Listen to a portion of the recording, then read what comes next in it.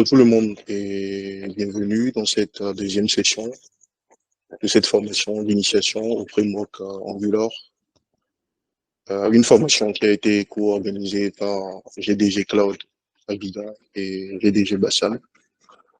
Et avant de commencer la session, je tiens encore une fois à remercier GDG Cloud Abidjan et GDG Bassam pour cette initiative ou cette opportunité qui m'est accordée de partager mon expérience avec vous sur Angular. Donc, pour un petit rappel rapide sur le but de la formation, l'idée, c'est de vous vulgariser déjà Angular et de vous permettre d'avoir une base solide sur laquelle vous pouvez construire plus tard et devenir autonome. Donc, pour ceux qui n'étaient pas là pour la session précédente, je vais me présenter. Donc, moi, c'est Modeste Assiono.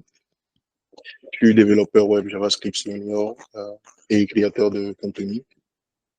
Donc, je suis passionné d'Angular, de JavaScript spécialement et de Angular, de Node.js, et genre tout ce qui tourne autour du JavaScript. Et à côté, je suis également speaker lorsque l'occasion se présente, c'est-à-dire conférencier sur certains événements.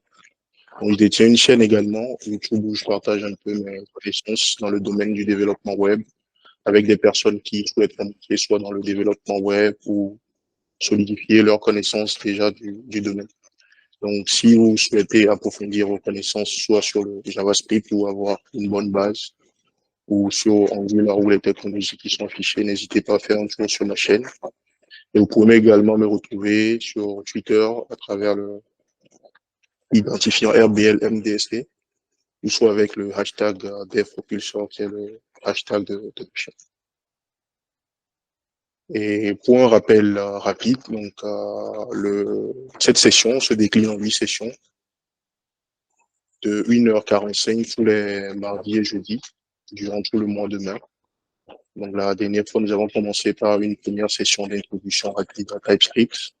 Donc pour faire un résumé rapide, nous avons vu déjà la dernière fois ce que c'est qu'Angular, les avantages que ça nous apporte, pourquoi c'est un bon choix à long terme pour le développeur. Nous avons présenté un peu la différence entre ce qu'on appelle AngularJS et Angular pour avoir une idée générale de ce que c'est que ce framework qui a été développé par Google. Donc ensuite, nous avons fait une introduction rapide au TypeScript où nous avons vu un peu comment réaliser le typage, comment typer nos fonctions, nos méthodes, nos classes, genre les BABA, qui nous seront utiles par la suite. Vu que l'un des prérequis, comme nous avons vu, pour apprendre Angular, c'est d'avoir des connaissances en TypeScript. Donc, suite à cela, en fait, il y avait un exercice que j'avais proposé, que vous réalisez par vous-même. L'idée, c'est que lorsque vous allez essayer d'implémenter cela, vous allez rencontrer certains problèmes ou avoir des challenges que vous allez relever par vous-même. Donc, du coup, j'avais également partagé la dernière fois un repo. Pour ceux qui ne sont pas là, donc je repartage bien rapidement avec vous.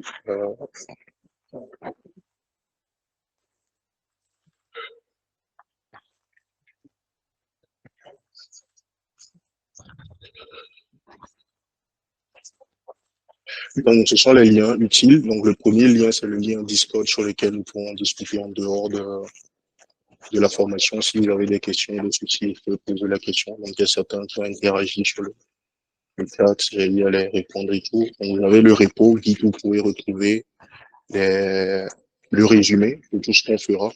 Donc, l'idée, c'est de suivre, de se concentrer sur la session plutôt que d'essayer de faire pendant que je le fais, ce qui va pas vous profiter. Donc, l'idée, c'est de se concentrer dessus parce que l'idée, c'est que pour chaque session, j'aurai présenté un thème via de la pratique. Et ensuite, nous allons pratiquer ensemble via un projet fil rouge pour mettre en pratique tout ce que j'aurai à présenter. Donc, l'idée, c'est que tout soit clair à tout le monde en partant, même si vous ne notez rien, que vous ayez l'essentiel sans avoir à faire la pratique par vous-même. Donc, l'idée après, c'est que du repo, c'est vous donner le code à la fin pour que vous puissiez, avec le slide que je donnerai également, refaire ce que nous avons fait par vous-même pour voir si vous avez des challenges, si vous maîtrisez cela, et si vous avez des questions, les poser dans le channel.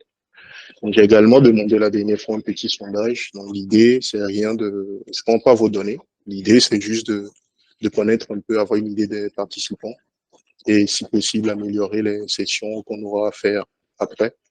Parce que là, les questions que j'ai posées rapidement dans le sondage, c'est de savoir votre niveau Angular, pourquoi vous n'avez pas adopté Angular jusque-là, et pourquoi aujourd'hui vous avez choisi de faire du Angular. Donc, c'est un retour qui est quand même utile pour quelqu'un qui fait une formation pour avoir une idée des participants. Donc, j'ai vu qu'il y a que 8 personnes qui avaient répondu alors qu'il y avait beaucoup de monde la dernière fois. Donc, n'hésitez pas à le faire pour ceux qui n'ont pas l'a fait la dernière fois.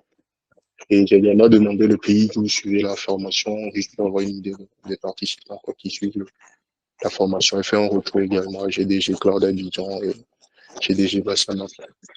Donc du coup, si je reprends rapidement ici je vais juste revenir ici.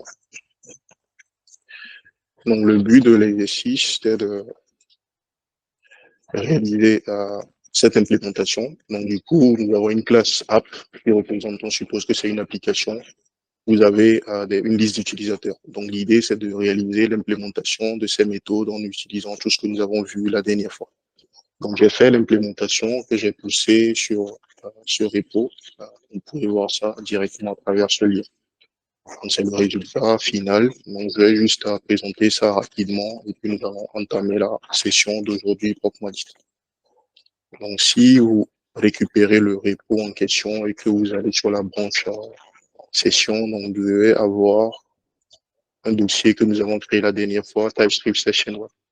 Vous allez retrouver le home web dedans. Donc, j'ai essayé d'implémenter cela. Je n'ai pas testé, mais je suis sûr que ça va marcher vu que c'est des choses que j'ai l'habitude de faire dans mon quotidien.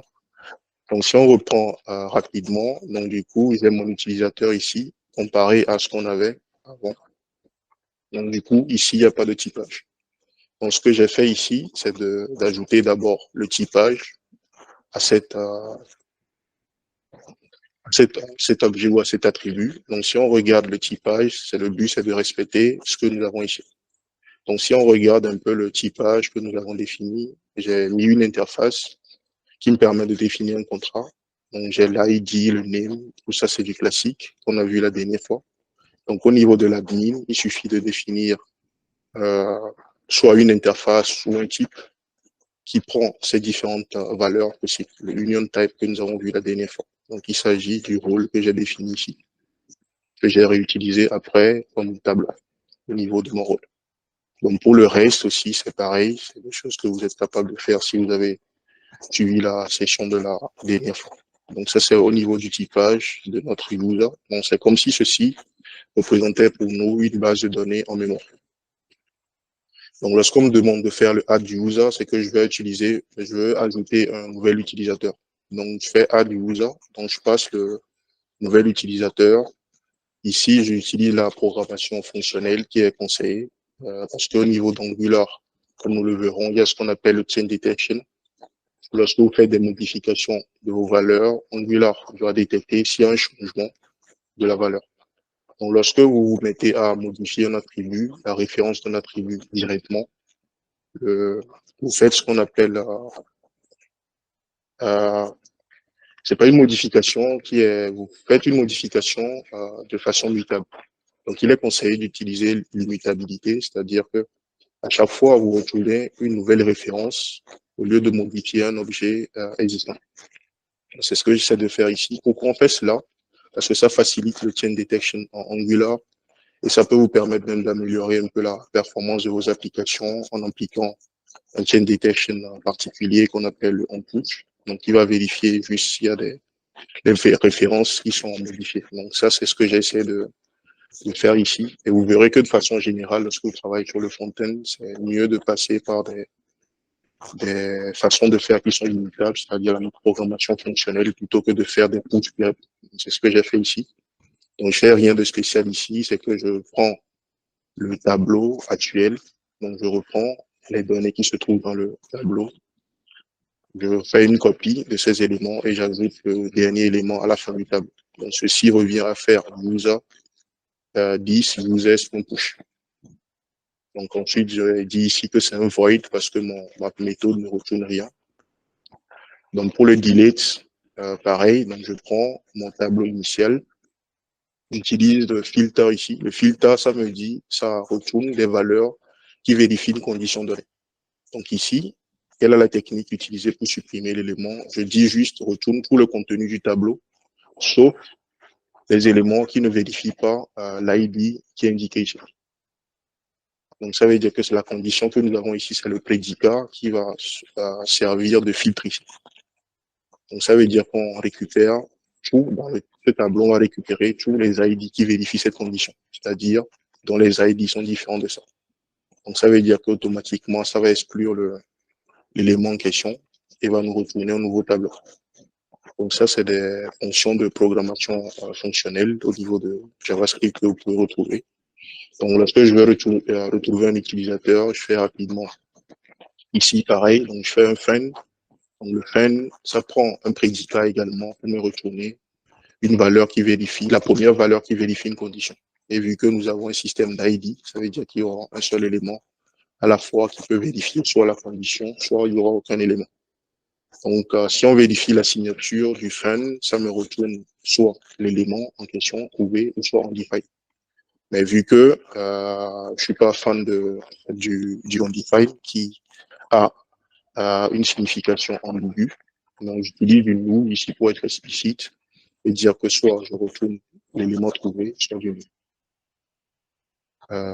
Pour l'ajout du rôle, donc il va falloir dans un premier temps récupérer l'élément. Vu que nous sommes en programmation fonctionnelle, on ne modifie pas directement l'élément en question pour avoir des effets de bord, mais on va récupérer l'élément ou cloner l'élément dans un premier temps, modifier la valeur et l'ajouter dans le tableau en plaçant l'élément se trouvant à la position donnée. Mais ça, je ne l'ai pas fait ici, parce que c'est juste à quelques minutes de la session de tout à l'heure que j'ai essayé de faire cela. J'ai pas eu le temps de le faire, donc j'ai laissé ceci en to-do, donc c'est quelque chose que je peux faire par la suite. Donc si je me concentre sur cette partie, ce que je fais dans un premier temps, je fais un find by Annie. Je retrouve un utilisateur. Donc, au cas où l'utilisateur est là, c'est là que je vais essayer de l'ajouter le rôle. Donc, si l'utilisateur est là, donc qu'est-ce que je fais après? Je vérifie dans le tableau si le tableau inclut déjà ce rôle ou pas. Donc, si le tableau inclut déjà le rôle, ça ne sert à rien d'exécuter ce code.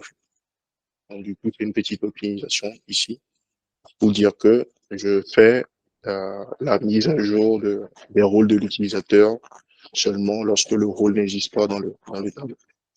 Donc, vous pouvez prendre le temps d'explorer ceci et de comprendre si ces fonctions vous semblent un peu compliquées. Donc, vous pouvez regarder certaines vidéos aussi sur ma chaîne sur la programmation fonctionnelle en JavaScript pour comprendre cela. Donc, pour désactiver un utilisateur, pareil, on récupère l'utilisateur, on le désactive et puis on le réinsère dans le tableau. Donc, voilà, pour enlever le rôle de l'utilisateur, pareil. Donc, voilà de façon résumée ce qu'il fallait faire. Donc, ceci nous permet de revoir un peu ce que nous avons vu la dernière fois, à savoir le typage des méthodes, le typage des méthodes, le fait de définir des interfaces, le fait de définir des types. Donc, cet exercice permet de pratiquer un peu sur tout ça. Donc, voilà. Donc, du coup, sur cette partie, je ne sais pas s'il y a des questions avant qu'on entame la deuxième partie. Oui, il y a une question dans le chat. Je ne sais pas si c'est vraiment un rapport à ce que vous venez de dire, mais il y a une personne qui demande qu'il a entendu que le framework Angular fonctionne avec le pattern MVVM. Et est-ce que vous pouvez montrer la classe modèle, la classe vue modèle, la classe vue pour un projet?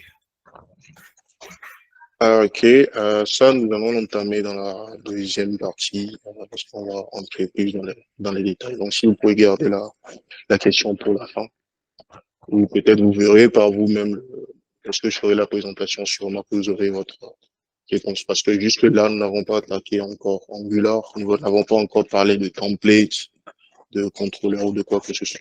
Donc, on le verra, c'est le but de la section d'aujourd'hui. D'accord, ça marche. Merci. Ok. Donc, du coup, je partage quand même le code avec vous. Donc, ça, je crois que je l'ai déjà partagé. Ça, c'est l'accès direct au code là. Mais lorsque vous avez la branche, vous pouvez faire comme moi et aller directement dans le dossier, accéder à tout cela. Donc, du coup, je pense qu'on peut maintenant switcher sur la session de aujourd'hui. On va juste mettre là.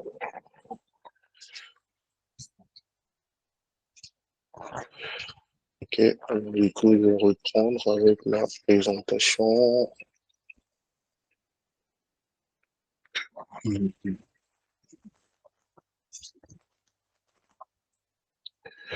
Ok, donc du coup, nous sommes à la deuxième session aujourd'hui et la deuxième session, le but de cette session, c'est de voir comment démarrer un projet Angular de zéro, de voir un peu la structure d'un projet Angular, à quoi cela ressemble, comment se passe le démarrage d'une application Angular, et nous passerons enfin à la découverte des composants qui sont les blocs essentiels pour construire une application Angular. Donc, si nous commençons par la partie démarrage du projet, dans la précédente session, j'avais parlé un peu du CLI et j'avais dit que c'est l'élément qu'on utilisera le plus dans la pratique lorsque vous travaillez sur un projet Angular. Donc, pour pouvoir travailler avec le CLI, il faut l'installer. Donc, il y a deux façons de le faire. Soit vous l'installez de façon globale, soit vous l'installez de façon locale dans un projet, soit vous passez par l'extension ou l'utilitaire NPX pour pouvoir l'utiliser de façon temporaire sans l'installer de façon globale.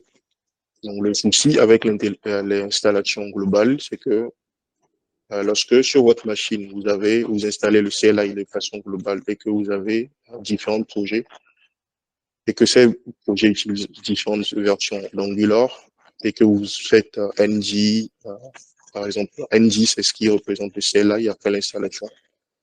Parce que vous utilisez pour deux projets, il se peut que le CLI qui est installé de façon globale ne soit pas compatible avec les projets que vous avez. Donc, imaginez par exemple que j'ai une version de CLI qui fonctionne avec une version 17 d'Angular, alors que j'ai un projet qui tourne sur la version 14. Donc, lorsque vous allez vouloir lancer certaines commandes, donc vous aurez des soucis de compatibilité. Donc, raison pour laquelle personnellement, je l'installe pas de façon globale. Et l'autre chose aussi, c'est lorsque vous allez faire certaines manipulations d'installation, d'update et tout ça, il se peut que vous ayez des soucis en fonction de la compatibilité avec le projet que vous avez. Donc la solution personnelle ou la solution qui est conseillée, c'est de passer par NPX de cette façon. Donc NPI, c'est un utilitaire Node, défini avec Node, c'est Node Package Executable. Donc ce que ça permet de faire, c'est de faire l'installation d'un paquet ou d'exécuter un paquet, parce que le paquet a un binaire, sans toutefois l'installer de façon globale. Et lorsqu'il fait l'installation, des fois, il met le paquet dans un cache, où il peut le retrouver plus tard lorsque vous réexécutez la commande. Donc, ça permet dans ce cas d'avoir plusieurs versions de votre paquet dans un cache que vous pouvez utiliser. Donc, la seule contrainte ici, c'est que lorsque je fais le npm install de cette façon, j'aurai accès à ND de façon globale de cette façon.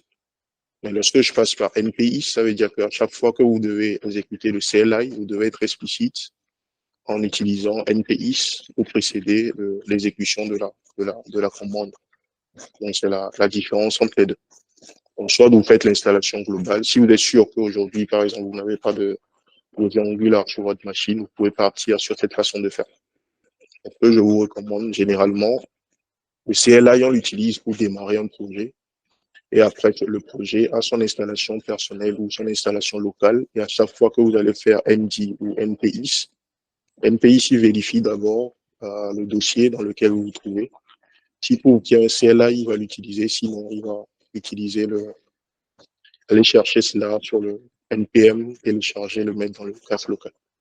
Donc, voilà, de façon générale, comment utiliser le CLI ou comment procéder à l'installation du CLI. Donc, ce que je vais vous demander de faire, je vais vous envoyer la commande à exécuter. Donc, dans notre cas, ça n'a pas d'intérêt d'installer. Le but de l'installation que nous allons faire, c'est de pouvoir démarrer un projet avec.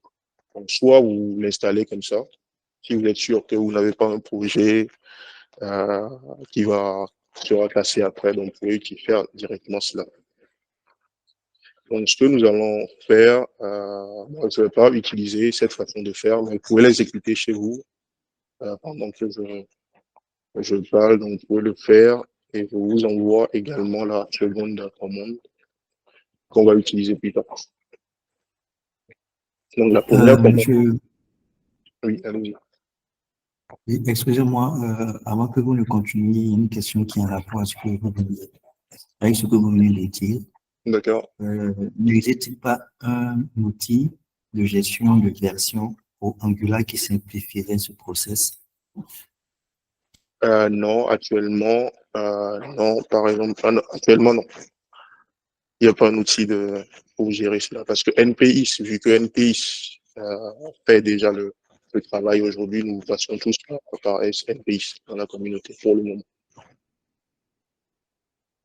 Vu que c'est des paquets de Node, c'est comme Node, par exemple, lorsque j'ai différentes versions de Node, c'est NVM qui me permet de gérer les paquets, les différentes versions de Node. Donc, au niveau d'Angular, il y a une façon de le faire particulière. Donc, du coup, on passe par l'utilisation de NPX. Ah bon, ça marche. Merci. Ok, donc du coup, je vais partager la commande avec vous, mais cette commande, on ne l'exécute pas tout de suite.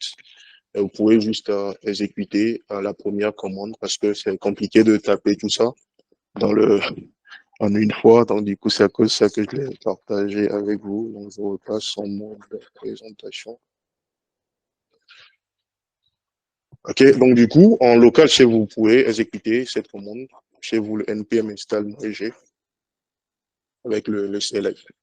Donc, cette commande, lorsque vous l'exécutez chez vous, ça vous permet après d'avoir accès au CLI.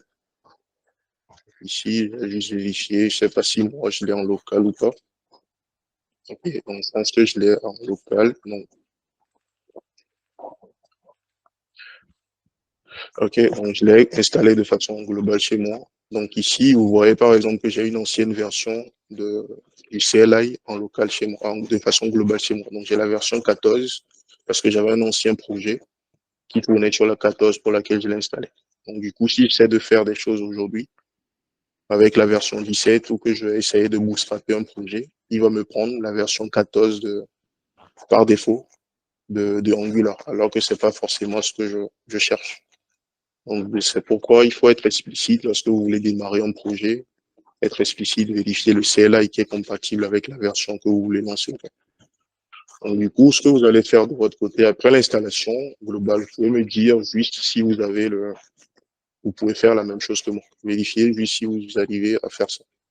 Si vous avez cet affichage. Donc, si c'est bon, on pourra continuer.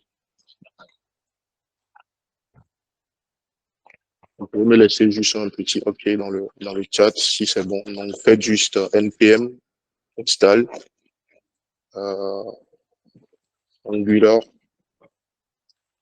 CLI comme ça.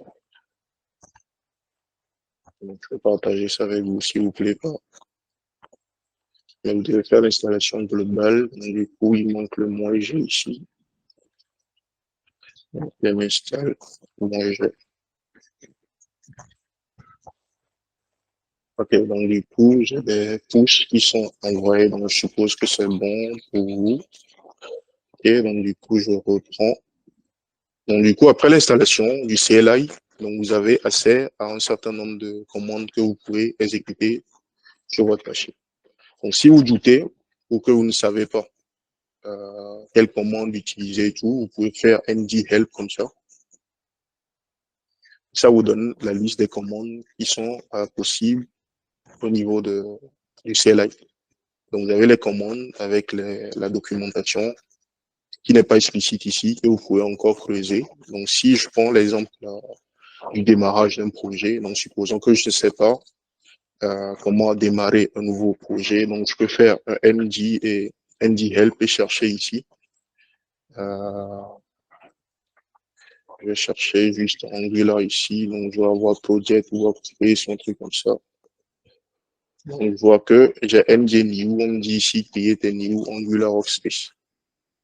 Donc, si je veux avoir encore plus de détails sur la commande, je peux faire NGNew comme ça et faire encore help.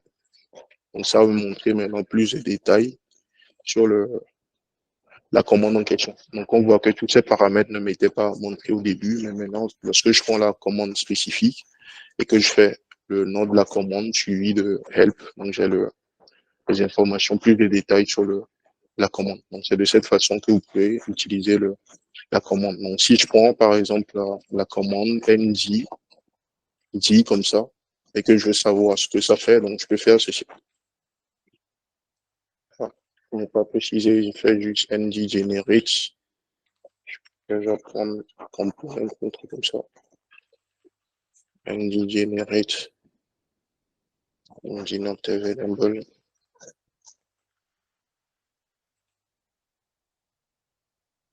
Bien.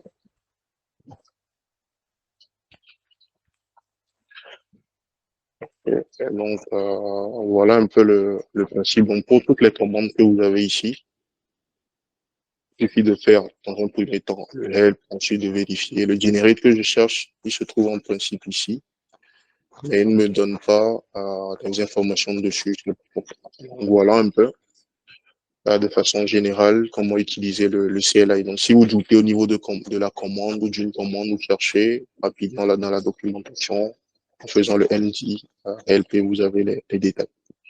Donc, nous allons maintenant procéder au démarrage d'un projet Angular. Donc, pour démarrer un nouveau projet Angular, donc on utilise simplement la commande ngnew suivi du nom du projet, du nom du projet que vous souhaitez créer. Donc, cela va créer un dossier en local chez vous qui va contenir la structure de votre projet. Donc, dans notre cas, comme j'expliquais tout à l'heure, en fonction de l'installation que vous avez fait, si c'est l'installation globale, donc vous pouvez utiliser directement cette commande. Mais si vous n'avez pas fait l'installation globale, donc vous pouvez utiliser la commande npace dont j'ai parlé tout à l'heure. Donc là, je vais être explicite et préciser la version du CLI que je veux installer. Donc ici, je dis à npace, trouve en ligne le CLI avec cette version 13.3.6. Ensuite, exécute le CLI en lui passant le paramètre new suivi de nom du projet. Donc nous allons exécuter ça chez nous et voir ce que ça donne. Du coup, moi, je vais juste récupérer ceci.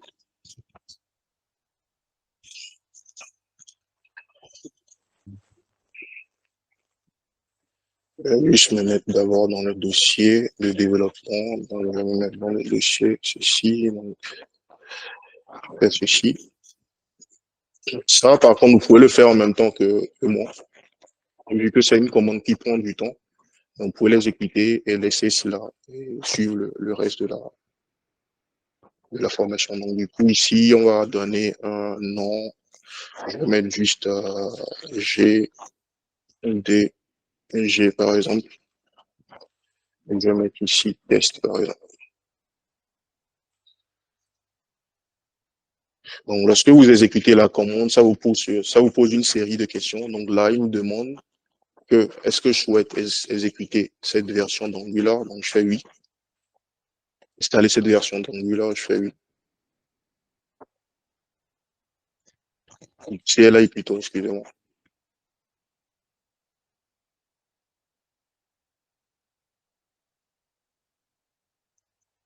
Du coup, vous l'aurez remarqué peut-être ou pas, ce qui s'est passé lorsque j'ai exécuté le NPI, il a d'abord procédé à l'installation du CLI parce qu'il a trouvé que c'est un binaire, donc il l'a installé et l'a mis dans une cache donnée. C'est après cela maintenant qu'il utilise là pour me faire le new. Donc l'effet du new GDGT, c'est ça qui me génère maintenant, qui m'envoie maintenant ces informations. Donc vous avez une interface qui est interactive où on vous demande de choisir le format de CSS que vous voulez, le style que vous voulez. Donc vous pouvez prendre le CSS ou prendre le SAS. Donc, généralement, dans la majorité des projets modernes, maintenant, vous avez le SAS où vous profitez pleinement de, du CSS, d'avoir des implications de CSS, des variables et tout ça. Donc, dans notre cas, nous allons choisir SAS. Donc, cela permet derrière Angular de savoir que lorsque vous allez générer des nouveaux composants, il va utiliser cette extension par défaut pour les nouveaux composants qui seront créés. Donc, il dit ici, est-ce que vous voulez activer le server-side rendering? J'avais parlé de ça la dernière fois. Donc, je disais que c'est une façon d'améliorer le côté CEO pour compenser le fait que les single page applications ne permettent pas de faire le CEO par défaut. Donc, dans mon cas, je vais faire juste non pour ne pas polluer mon environnement et je peux procéder plus tard si je le veux l'ajouter manuellement en utilisant la commande ng-add. Monsieur Achamban, s'il vous plaît, je ne vous coupe pas la parole. Il y a une personne qui demande que faire si on a déjà une version de Node.js pas au niveau pour installer la version 17 de Angular. Et s'il y aurait une commande pour la mise à jour de Node, ou s'il faut télécharger sur le site officiel de Angular. OK. Lorsque vous utilisez NPIs, est-ce que ça ne résout pas le problème? Parce que est-ce que vous avez utilisé la commande NPIs? Parce que NPIs, ça bypass en quelque sorte la version de Node. Lorsque vous utilisez cela, vous avez le problème ou pas? Vous pouvez ouvrir le micro et parler si vous souhaitez la question. Personne qui a parlé peut poser la question. On peut répondre en ouvrant son micro si c'est possible. Comme ça me permet Oui, excusez-moi, c'est parce que je suis dans un environnement avec assez de bruit, c'est pourquoi je ne vais pas parler là. Mais quand je sais avec quel pays, ça me passe pas en fait. Ça ne passe pas. Oui, Lorsque ça me vous- passe pas. On me dit que la version de Node que j'ai, parce que moi je suis à la version de Node 18, on me dit que ça pose problème. OK. Donc, du coup, ce que vous pouvez faire déjà, je pense que la version de Node que vous avez, est-ce que c'est pas une version qui n'est pas compatible avec la version de Angular du CLI que nous installons et qui pose ce problème par hasard à vérifier parce que je pense que ça doit être ça. Mais si ce n'est pas ça, alors vous pouvez utiliser NVM. NVM, c'est Node Version Manager qui vous permet de gérer les versions de Node et de pouvoir switcher d'une version à l'autre. Donc, c'est quelque chose que vous pouvez chercher. Donc, vous cherchez NVM, vous pouvez le faire. NVM, donc c'est Node. Ça vous permet par exemple, lorsque vous voulez installer une version de Node, donc vous faites NVM install, donc vous mettez la version de Node que vous voulez. Ça vous installe ça. Ça vous met ça dans un cache. Et lorsque vous voulez utiliser une version de Node, donc si c'est NVM par exemple, 12.3 par exemple, ça veut dire que ça va switcher la version de Node en local pour vous. Donc, vous pouvez utiliser cette technique si vous voulez pas changer la version de Node que vous avez actuellement sur votre machine. D'accord, pas de souci, merci beaucoup. OK. OK, donc du coup, on peut reprendre. Et si on regarde rapidement ici, donc l'exécution de la commande se résume à créer un dossier. Donc, on a dit tout à l'heure que le nom de notre projet ou de notre dossier contenant le projet, c'est GDG Test. Donc, on voit ici que le CLI a créé un dossier GDG Test qui contient certains fichiers qui ont été pré-générés par Angular pour nous. Et suite à la génération de ces différents fichiers, Angular procède ensuite à l'installation en se basant sur le fichier package.json qu'il a généré pour nous installer les différentes dépendances. Donc, à la fin, il nous dit que notre projet a été généré avec tout ça. Donc, ce que je vais faire ici, je vais dans un premier temps fermer cela. Je vais juste naviguer vers le dossier en question. Donc, je fais change directory, je vais vers le dossier en question. Donc, on a nommé le dossier GDG test tout à l'heure. Est-ce que certaines personnes ont réussi à faire ça ou pas? Donc, si vous avez réussi à faire ça, vous pouvez me faire remarquer dans le chat ou laisser les pouces pour que je sache. OK. OK, cool. Donc, du coup, on peut continuer alors. Donc, du coup, je change de dossier, je vais dans le dossier en question et je l'ouvre dans mon éditeur. Donc là, je vais expliquer rapidement la structure d'un projet Angular et l'essentiel qu'il faut voir lorsqu'on débute avec Angular. Donc ici, lorsqu'on regarde rapidement le contenu, Donc, nous avons des fichiers de configuration. Donc, tsconfig, ça va vous dire quelque chose. Donc, c'est ce qu'on avait vu hier. Donc, c'est le fichier que je disais hier. Angular va vous générer cela par défaut. Et hier, nous avons fait un test où nous avons modifié le outdir. Donc, ça veut dire que si je fais le build de mon projet, cela va se retrouver dans un dossier dist out.ts. Donc, c'est quelque chose que vous pouvez changer en fonction de vos projets. Donc, pour tout ceci, dans la majorité des cas, vous n'aurez pas à modifier cela lorsque vous débutez avec Angular. Donc, c'est pourquoi hier, je disais que je ne vais pas trop insister dessus. Donc, vous avez le fichier de configuration qui sera utilisé lorsque vous faites des tests, vous écrivez des tests, c'est ce fichier de configuration qui sera utilisé. Donc, ce fichier de configuration étant le fichier de configuration par défaut. Donc, ça évite de réécrire tout à l'intérieur, mais on reprend le fichier original et on modifie sur certaines parties. Donc, ça, c'est quelque chose qui peut vous arriver. Dans la pratique, comment on l'utilise? C'est qu'on l'utilise, par exemple, pour avoir un fichier de configuration qui est destiné pour la prod, un fichier de configuration qui est destiné pour l'environnement, le staging, etc. Donc, supposons qu'en prod, vous voulez apporter plus d'optimisation, en environnement de développement, vous voulez avoir des fichiers qui vous permettent de déboguer, des choses comme ça, vous avez un dossier différent. Donc, c'est cette façon qui est utilisée. Donc, vous pouvez étendre les fichiers de configuration tsconfig. Donc, vous allez voir qu'ici, nous avons un fichier global qui est étendu pour les specs, c'est-à-dire pour les tests. Et nous avons la même chose qui est étendue également pour le hériter, pour mettre en place le tsconfig de l'application. Donc, nous avons un petit readme pour avoir la version du CLI qui est générée avec le projet, comment lancer le projet par défaut la première fois, etc. Comment faire le build jusqu'à la phase de production.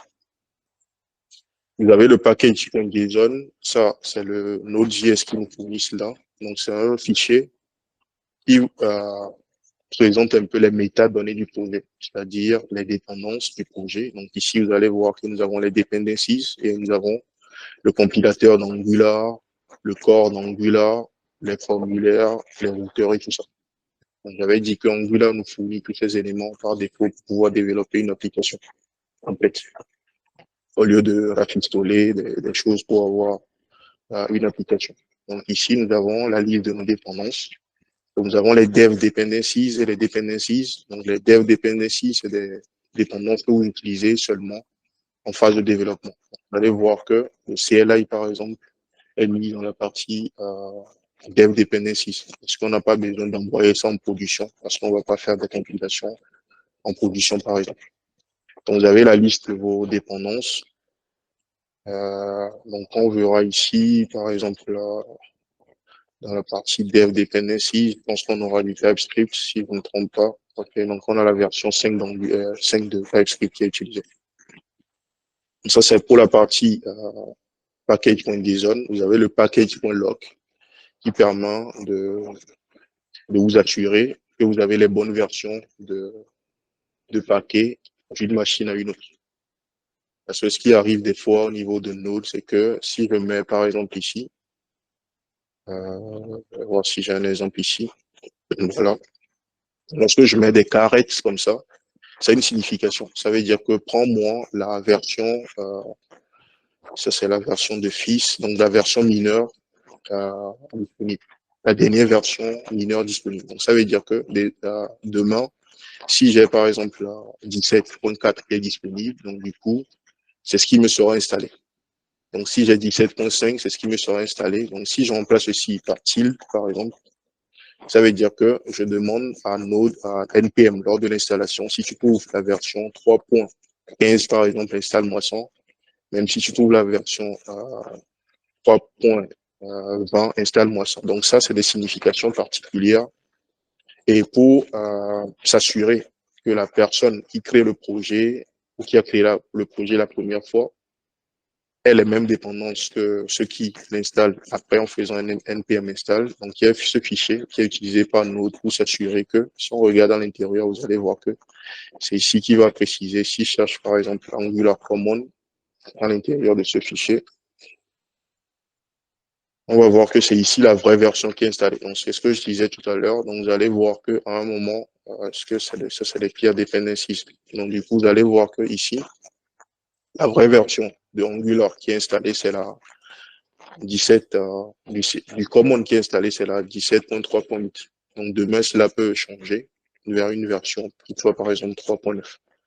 Donc c'est le but du package.lock. Donc ce qui nous intéresse, nous particulièrement, lorsqu'on fait du Angular, c'est ce fichier, angular.json. Donc c'est le fichier de configuration de votre workspace. C'est-à-dire que, en réalité, dans un projet, Angular, vous pouvez avoir plusieurs projets. Donc vous avez des projets qui sont des projets applications, et vous pouvez avoir des projets qui sont des projets librairies. Donc, les librairies, c'est des projets que vous pouvez distribuer, par exemple, sur NPM, si vous le souhaitez. Donc, c'est des projets qui sont généralement plus légers. Et vous avez également les projets applicatifs qui sont des projets qui sont exécutables et qu'on peut avoir une vue, regarder slide. C'est les différents types de projets qu'on peut avoir dans Angular. Donc, lorsqu'on prend le fichier de métadonnées du workspace, il nous donne des informations sur le workspace. Donc ici, il nous dit que nous avons des projets et que nous avons un projet qui est GDG test. Donc si je génère encore un nouveau projet à l'intérieur, donc il va ajouter une nouvelle ligne.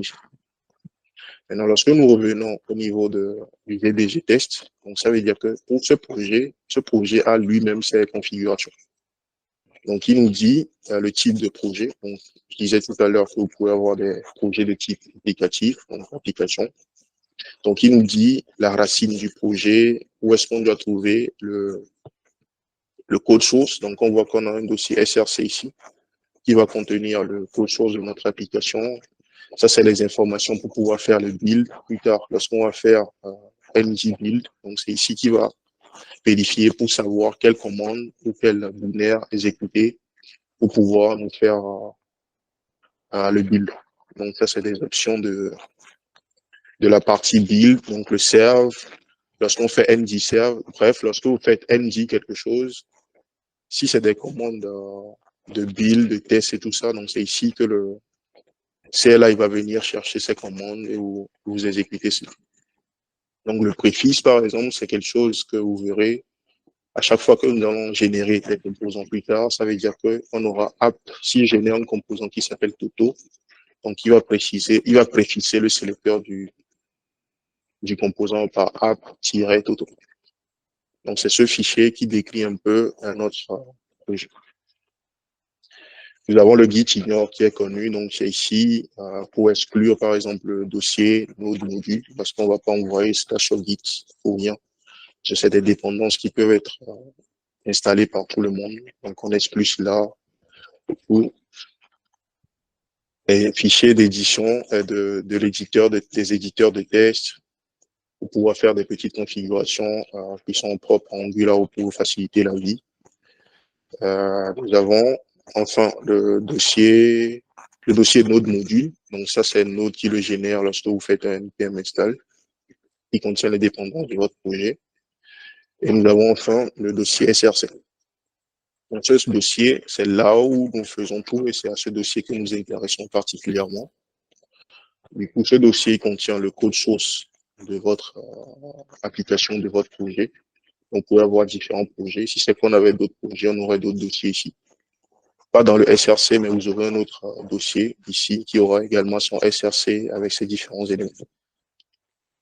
Donc les assets, c'est tout ce qui est image, style, tout ça, c'est ici qu'on les ajoute pour que ça soit utilisé par défaut dans le HTML et tout. Donc vous avez un fichier index.html qui est affiché à l'utilisateur par défaut. Lorsqu'on sert le projet en faisant ng-serve, c'est ce qui est affiché par défaut. Vous avez le fichier main.ts qui contient la configuration. Nous allons revenir dessus. Le style global de l'application. Vous avez un dossier app qui contient les différents composants que vous allez créer. Donc, pour vous, l'essentiel qu'il faut savoir ici, c'est que vous avez un fichier index.html qui sera le fichier qui sera chargé par le navigateur la première fois que l'utilisateur accède à la page. Vous avez le main qui est un fichier qui sera ajouté ou injecté dans ce HTML comme étant un fichier JavaScript lorsque l'utilisateur arrive la première fois sur la page. Donc, c'est ce fichier qui a la logique pour dire, par exemple, lors du démarrage de l'application, remplace tel élément ou tel sélecteur dans la page par tel composant, etc. Donc, nous avons ici d'autres les composants, les configurations de routing, la configuration de l'application, etc. Donc, ce qui est intéressant, ou ce que nous aimons tous faire, c'est que lorsque vous démarrez, vous avez un nouveau projet, vous voulez voir à quoi cela ressemble. Donc, pour pouvoir vérifier à quoi ressemble l'interface, donc vous pouvez faire npm run start comme ça. Mais ça, c'est pas la commande d'Angular. Ça, c'est juste un alias de commande qui a été créé. Donc, si vous voulez voir la vraie commande, il s'agit de la commande ngserve. Donc, vous allez voir ici que npm me dit, j'ai exécuté dans le projet GDG test de la version 0.00, j'ai exécuté cette commande start. Et ceci correspond à cette commande. Donc, derrière, c'est cette commande qui est exécutée, ngserve. Donc, c'est la commande qui vous permet de servir votre projet ou de démarrer, lancer votre projet. Donc, ça fait le build et ça vous met le projet accessible sur cette URL. Donc, si je vérifie, ici, je viens dans mon navigateur et que je fais localhost 4200. Donc, j'ai une interface qui se présente comme suit, qui représente notre projet. Donc, en faisant cela, vous venez de lancer votre premier projet Angular. Donc, pour vous donner une idée rapide ici, je disais hier que les SPA, le souci avec les SPA, c'est que, regardez ici, nous avons des éléments qui sont sur la page, beaucoup d'éléments qui sont sur la page, je vois des routes à outlets, je vois tous ces éléments. Et si je viens ici, j'essaie de voir le code source, je ne vois aucun route. Si je cherche ici route à outlets, je ne verrai rien sur la page. Et la seule chose que j'ai ici, c'est ce petit approach. Donc la question à se poser, quelle magie ou comment Angular fait pour pouvoir afficher cela. Et ça, c'est la façon dont les indexeurs, ou comment je peux appeler ça, les moteurs de recherche, voilà, c'est de cette façon qu'ils indexent nos pages. Donc ça veut dire que lorsque le navigateur va le moteur d'indexation, on va essayer d'indexer notre page, il va trouver ça, il va trouver que non, il n'y a rien sur notre site. Donc c'est pour pallier cela qu'il y a les server-side rendering. Donc si c'est que j'avais activé le server-side rendering, donc du coup, côté serveur, lorsque je vais essayer d'accéder à la page la première fois, ce code sera généré par le serveur et envoyé vers mon navigateur. Donc ce qui va faire qu'on va voir le vrai code source ici. Mais par défaut, ce qui se passe, c'est que lorsque vous demandez cette page la première fois ou que l'utilisateur va venir dans votre application la première fois, c'est ceci qui sera envoyé par Angular. Donc, juste ce code qui sera envoyé par Angular. Et si on regarde un peu ici, si je vois la partie JavaScript, vous allez voir ici que j'ai un fichier main.js qui est injecté dans le code de la page HTML. Donc, si on regarde ici, si je reviens ici, je prends la partie HTML. Si je cherche script ici, script, vous voyez qu'il n'y a aucun script qui est ici. Alors que c'est ce même fichier qui m'est présenté ici à la fin. Donc, c'est le même fichier. On voit le GDGTest, le href, le viewport, tout ça, et le upload. Donc, c'est là. Vous allez vous demander comment cela se passe. Donc, du coup, c'est lors de la phase de build que ceci se passe. Donc, cela passait avant la version 17 d'Angular par Webpack. Pour ceux qui connaissent Webpack, c'est un bundler qui vous permet de prendre du HTML, du JS, du CSS, de compiler tout cela vers un fichier JavaScript ou selon la configuration que vous faites vers d'autres types de fichiers qui sont injectés dans un fichier index.html qui sera servi à l'utilisateur. Donc, c'est le même principe ici. Et c'est durant cette phase que ces éléments, le script que nous avons ici est injecté. Donc, ce script contient des éléments et c'est ce script qui va faire le nécessaire. Donc, si je regarde ici, vous voyez que ça, c'est un script. Vous allez voir qu'il y a un app component qui apparaît ici. Donc, ça, c'est lors de la phase de build. que Angular fait tout ceci. Donc, vous allez voir que c'est un code qui n'est pas compréhensible. C'est le fichier qui est généré, mais le navigateur peut comprendre cela parce que c'est du JavaScript unifié. OK. Tout ça pour dire qu'il y a un processus de bootstrap. Donc, ceci nous amène à la deuxième phase. Donc là, nous avons parlé on reprend le slide. Le slide, comme je l'ai dit dans la première session, le slide, ça nous sert juste de fil directeur. Donc le but, c'est pas de venir lire, c'est d'apprendre quelque chose qui reste plutôt que de lire juste une slide et passer dessus. Donc nous avons vu la structure du projet. Donc nous allons passer au bootstrapping. Donc le bootstrapping, c'est quoi? Le bootstrapping, c'est le démarrage d'une application Angular. Ça, c'est quelque chose de très important à savoir dans votre culture, au moins si vous travaillez avec Angular, c'est quelque chose de très important. On peut vous poser, par exemple, en entretien. Donc, la question, c'est que nous avons vu tout à l'heure ce code source, on voit que nous avons ce code qui est généré à la fin. Donc, la question se posait comment tout ceci se passe pour avoir au final cette page. Donc, j'ai en partie expliqué cela. Donc, la réponse se trouve juste là. Donc, si on reprend notre dossier, la première chose qu'il faut savoir, c'est que c'est ce fichier qui est servi à l'utilisateur lorsqu'il vient sur la page la première fois. Donc, comme on l'a vu tout à l'heure, donc nous avons ce fichier avec le app root. Donc, le app root, on va comprendre tout à l'heure ce que c'est. Donc, lorsque je viens la première fois sur la page, il y a ceci. Comment tout ceci se passe? Lorsque nous avons lancé tout à l'heure notre projet NDServe, donc ça, c'est une phase de compilation qui s'est passée. Donc, ça a généré ces différents fichiers. Donc, nous avons polyfill, main.js, style.css. Et vous allez voir que c'est ces mêmes éléments que vous retrouvez ici. Donc, on a le polyfill, nous avons le main, et nous avons le CSS qui doit se retrouver quelque part. Donc, il est ici. Donc, ces fichiers sont injectés sur la page. Donc, lorsque l'utilisateur arrive la première fois sur la page, le navigateur va lire la page et va trouver ceci. Donc, qu'est-ce que le navigateur va faire? Il va loader ces éléments. Arrivé là, il va charger ces différents fichiers. Donc, il va charger d'abord le polyfill. Il va charger le fichier main.js ensuite. Donc, nous avons vu dans la session précédente que les JavaScript sont générés à partir d'un fichier TS. Parce que le navigateur ne comprend pas le TypeScript. Donc, ce qui se passe ici, en réalité, ce fichier, lors de la phase de build, sera également compilé vers du JavaScript qui sera servi au navigateur. Donc, nous avons vu son contenu tout à l'heure qui était un peu comme du chinois, mais c'est un code qui est issu d'une compilation, mais que le navigateur est capable de comprendre.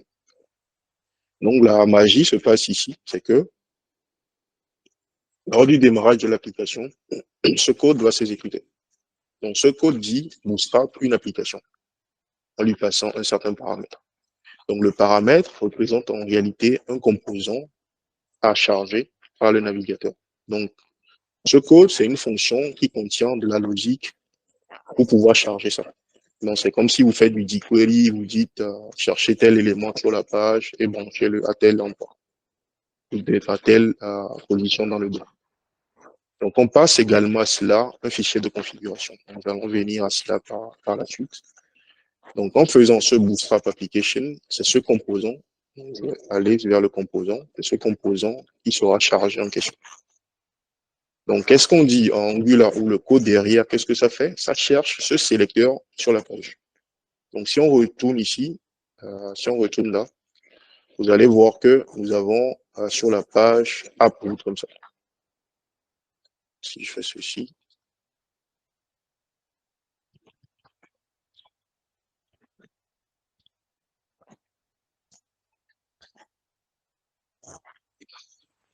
Vous allez voir que ce que nous avons ici, ça correspond à ce sélecteur sur la page.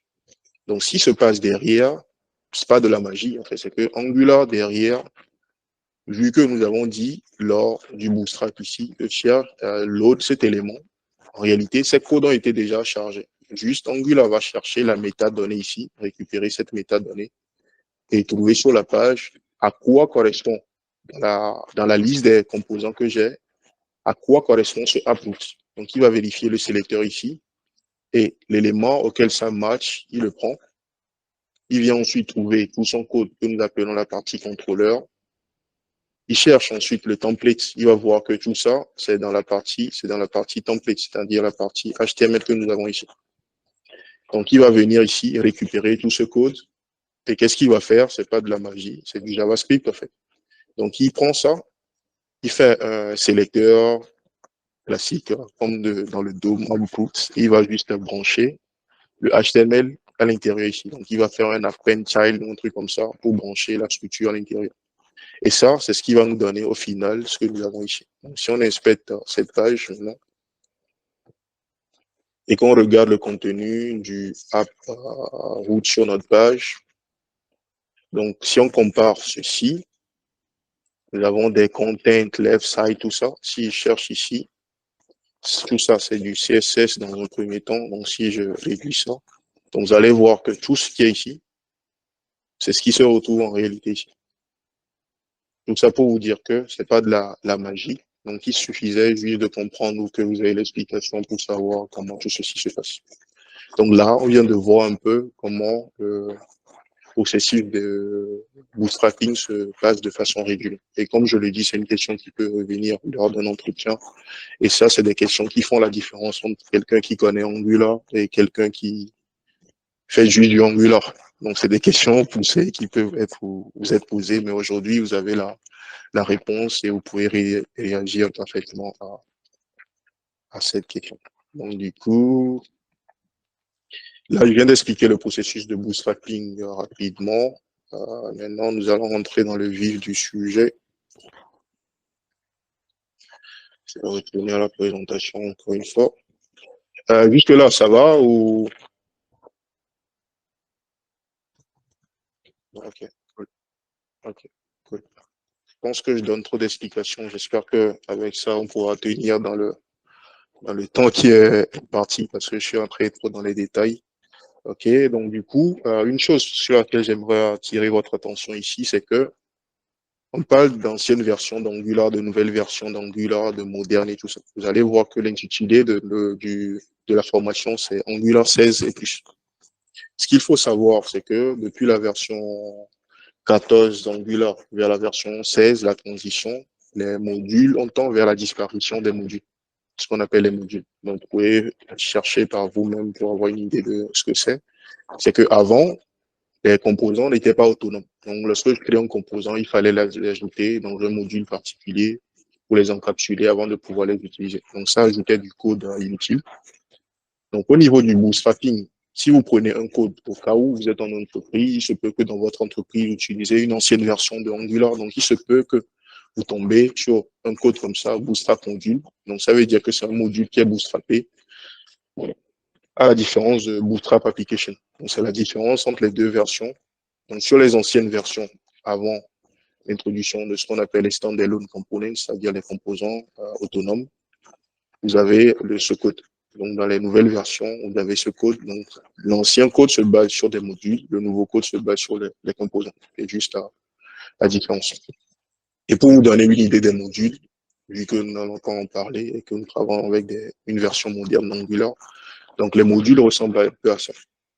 Donc, autre chose à savoir au niveau d'Angular, c'est que pour tous les éléments que vous créez dans Angular, ils ont ce qu'on appelle des métadonnées. Donc ça, c'est la partie classe classique que vous connaissez. Et ça, c'est la partie métadonnées. Donc cette partie, c'est Angular qui explore ça pour avoir plus de détails lors de la compilation sur quoi faire, comment parser les éléments. Et tout. Donc, dans l'ancienne version, au cas où vous tombez sur les modules, ce qu'il faut savoir de façon résumée sur les modules, c'est que la partie declaration, ça vous permet de déclarer les composants qui se trouvent dans votre module. La partie import, c'est pour importer des modules externes. La partie providers, comme nous le verrons par la suite, c'est pour déclarer les services. Et la partie bootstrap, c'est ce qui permet de déclarer le composant qui sera bootstrappé. C'est ce qu'on appelle le root component. Donc voilà, de façon générale, ce qu'il fallait savoir de façon générale, sur d'abord la création d'un projet Angular en passant par le CLI, Et la deuxième chose, comment se fait le processus de bootstrapping. Donc, par la suite, nous allons découvrir les composants, qui est le nerf de la guerre lorsqu'on fait du Angular. Donc, c'est pour un composant, la façon dont je définis un composant, personnellement, c'est juste un bloc de code qui est réutilisable. Et qu'est-ce que j'appelle bloc de code réutilisable? C'est un ensemble de code qui contient une partie qui est visible, qu'on appelle le template, un CSS qui nous permet de donner une couleur, d'arranger un peu l'interface pour que ça soit joli, et une partie moteur qui est le JavaScript qui permet de faire l'interaction entre tous ces éléments. De dire, par exemple, lorsque l'utilisateur clique ici, il fait telle action et tout. Donc, sur une page, lorsque je prends l'exemple de la page que nous avons ici, on peut dire que nous pouvons morceler cette page en 3 ou 4 différents composants. Donc, nous avons la page qui représente, dans ce cas, comment on appelle ça? Le panier de l'utilisateur. Donc, nous avons l'indicateur de navigation ici. Nous avons la liste des produits, nous avons le contenu ou le total du contenu du panier. Donc, on peut dire que sur cette page, nous avons 1, 2, 3 composants. Donc, les composants qui sont en couleur ici.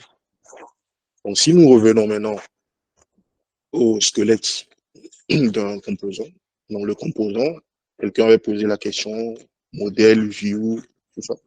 Donc, perso, dans ma façon de raisonner, c'est personnel à moi, en fait, c'est ces histoires de MV, view, MVC, tout ça, en fait, ça complique la vie du développeur pour ne rien dire des fois. Donc, des fois, vous avez des frameworks qui ne respectent plus cette ancienne façon de faire où on parle de view, parce que si on vous dit view, certains disent modèle view, modèle view controller. En fait, c'est des termes, modèle, il y a tellement de termes que des fois vous vous retrouvez. Donc, simple, pour moi, de la façon simple, c'est que un composant est constitué d'une partie qui est visible à l'utilisateur. Donc, ce que nous appelons la vue. Donc, la personne qui a posé la question, je pense que vous aurez maintenant votre réponse. Donc, la partie vue, c'est la partie qui est visible à l'utilisateur. Donc, c'est ce que nous appelons les templates. Donc, pour définir un template, on a le template, on précise, c'est généralement du HTML qui peut contenir des bouts de classe ou des bouts de CSS. Donc, vous avez le style que vous définissez. Donc, le style, c'est ce qui permet de donner la couleur, de rendre les choses jolies, de donner le padding, genre du style. Et vous avez la partie contrôleur. Donc, la partie contrôleur, c'est ce qui, c'est pas présenté ici, mais la partie contrôleur, c'est ça qui sert de cerveau. Le cerveau, c'est lui qui permet de dire, retrouve telle méthode, lorsque l'utilisateur clique sur telle fonction, appelle telle méthode pour effectuer telle action. Donc, c'est la partie contrôleur. Maintenant, la partie modèle dont vous êtes en train qu'on parle généralement, le modèle, c'est en quelque sorte pas le squelette, mais c'est l'objet sur lequel va se baser l'affichage. C'est-à-dire qu'on aura, en dehors des méthodes qu'on a, on aura par exemple des attributs qui vont dire que tel attribut a telle valeur. Donc du coup, lorsque je veux afficher le test ici, je vais dire que dans mon code, par exemple, j'ai un title qui est let's fly. Donc lorsque je vais rentrer dans la partie template, je peux dire que je veux afficher un attribut de ce modèle donné. Donc c'est ça le modèle. Donc comme nous le verrons, Angular, dans la partie contrôleur, il y a ce qu'on appelle les data binding qui font le lien entre la partie modèle, c'est-à-dire le modèle, ça représente, si je veux résumer, la classe, mais une partie de la classe qui est représentée par des attributs, mais pas des méthodes. Donc la méthode, c'est ça qui contient les logiques pour pouvoir faire le lien entre la partie que nous appelons modèle, qui est les attributs, et la partie template. Donc voilà un peu de façon générale à quoi ressemble un composant. Donc template, style, contrôleur. C'est de cette façon que moi je le réduis. Le contrôleur, c'est le cerveau. Et dans ce contrôleur, la partie qu'on appelle view, la partie qu'on appelle modèle, comme je le dis, c'est une partie de ce contrôleur, c'est-à-dire la partie qui représente des attributs qu'on peut changer en fonction des besoins. Maintenant, ce que je ne sais pas s'il faut vous demander de le faire, c'est pour créer un nouveau composant. Okay. Pour créer un nouveau composant, la commande pour le faire, c'est md generate component.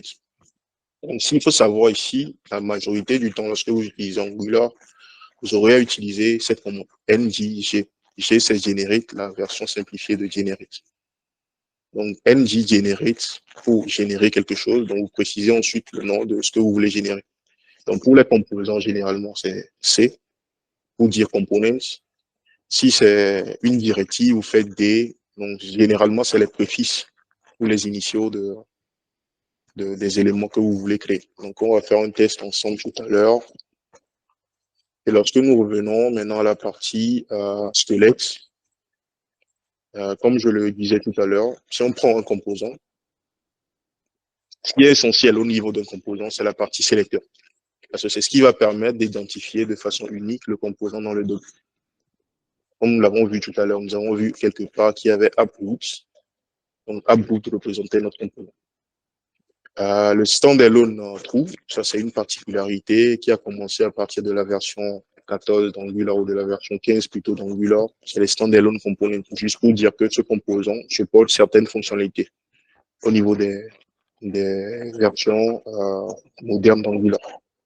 Donc, vous avez le style qui vous permet, comme si on allait des physiques, de préciser un style. Donc, ce qu'il faut noter ici, c'est que ceci peut être soit un fichier. Si on revient en arrière, vous allez voir ici. Ici, c'est pas un fichier. Donc, du coup, il y a la possibilité de définir un fichier. Donc, dans ce cas, c'est style URL, comme son nom l'indique. Ça permet de préciser le nom d'un fichier au lieu de mélanger tout.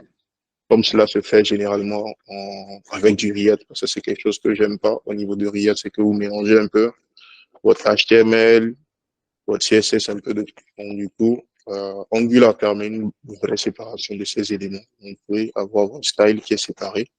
Donc, pareil, pour le template, on pourrait soit préciser le HTML ici, si c'est pas beaucoup, comme c'est le cas ici, ou le mettre dans un fichier séparé pour des raisons de séparation. Donc, vous avez template URL et style URL en fonction de ce que vous voulez faire. Et vous avez la partie contrôleur, comme je le dis, qui contient la logique, les méthodes pour pouvoir faire le lien entre ces éléments. Donc, nous allons explorer un peu tout cela. Je ne sais pas combien de temps il nous reste environ 30 minutes. Donc, on va explorer tout cela en espérant que le temps ne soit pas contre nous. Donc, ici, on va commencer par réduire ceci un peu. Donc là, nous allons entrer dans la phase de test et appliquer et voir tout ce que nous avons vu tout à l'heure. Et tout ce que nous allons voir tous ces éléments ici. Donc, il s'agit d'une session qui sera plus pratique. Donc, qu'est-ce que je peux faire ici? Est-ce qu'il faut utiliser le projet que nous avons créé? OK, je vais utiliser le projet que nous avons créé pour le faire. Donc, du coup, la première chose que j'ai fait ici, j'avais fait le npm randstad qui me lance ce projet. D'accord. Donc, du coup, ça, je l'ai ici.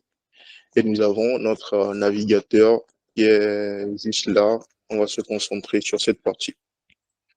Donc, du coup, je fais juste ça. Ça veut dire qu'avec ça, je mets ceci de ce côté.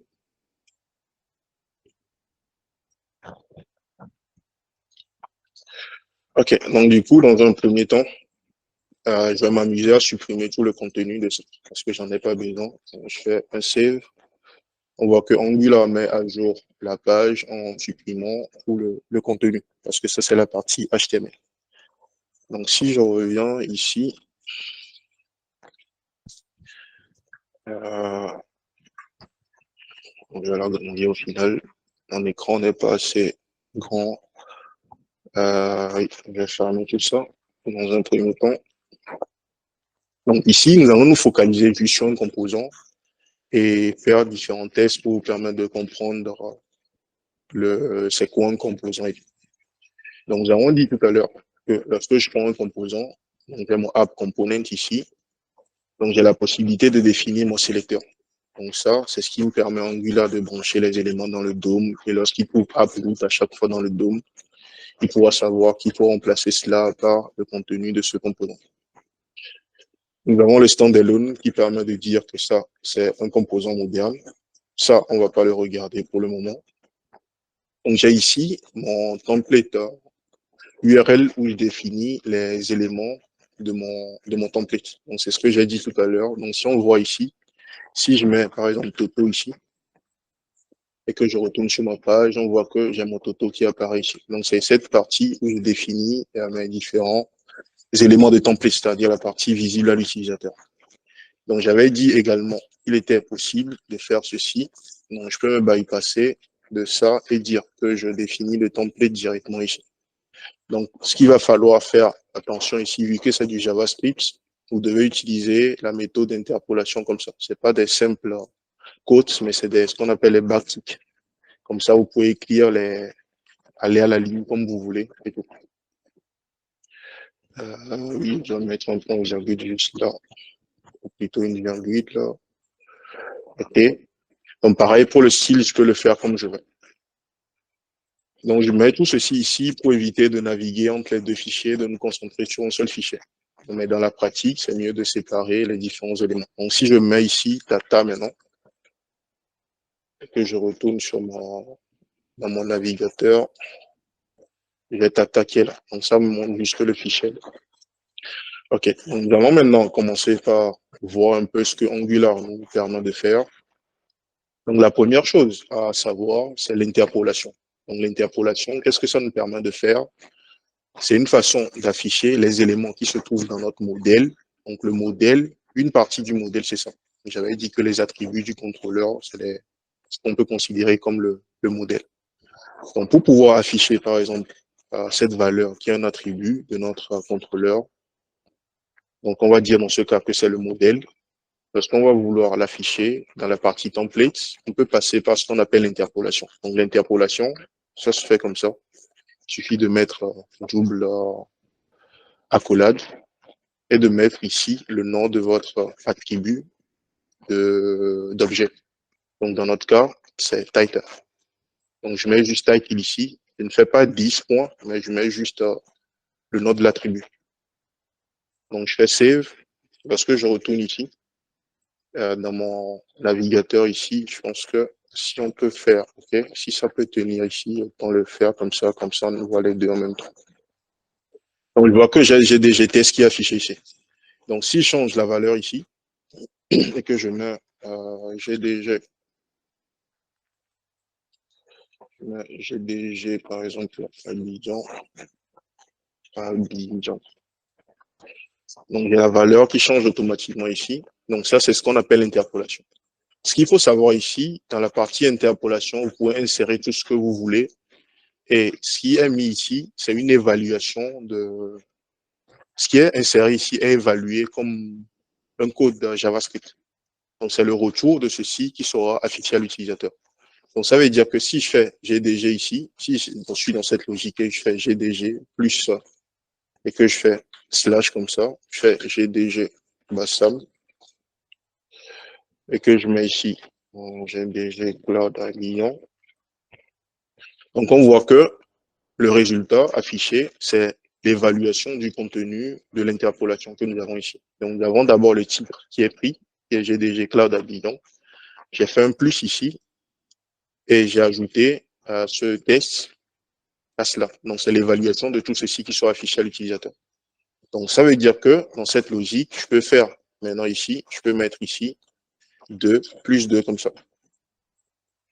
Donc, ça m'affiche 4. Donc, je peux faire ceci, 2 plus 2, et je peux faire sur 2.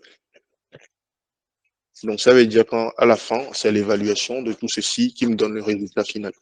Donc, à vous d'utiliser comme vous le souhaitez. Deuxième chose que nous allons voir, je vais me baser sur notre fil directeur ici. On va parler d'event bending, ok. Ensuite, je reviens là.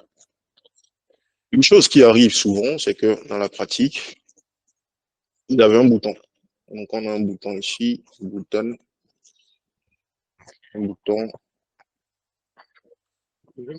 là, un bouton. Ok, donc du coup, supposons qu'on a un bouton ici, nous mettons dessus incrément. Je vais mettre ça ici dans une div rapidement. Que ça descende un peu. Excusez-moi. OK, donc supposons que j'ai un premier bouton qui est incrément, j'ai un second bouton qui est décrément par exemple.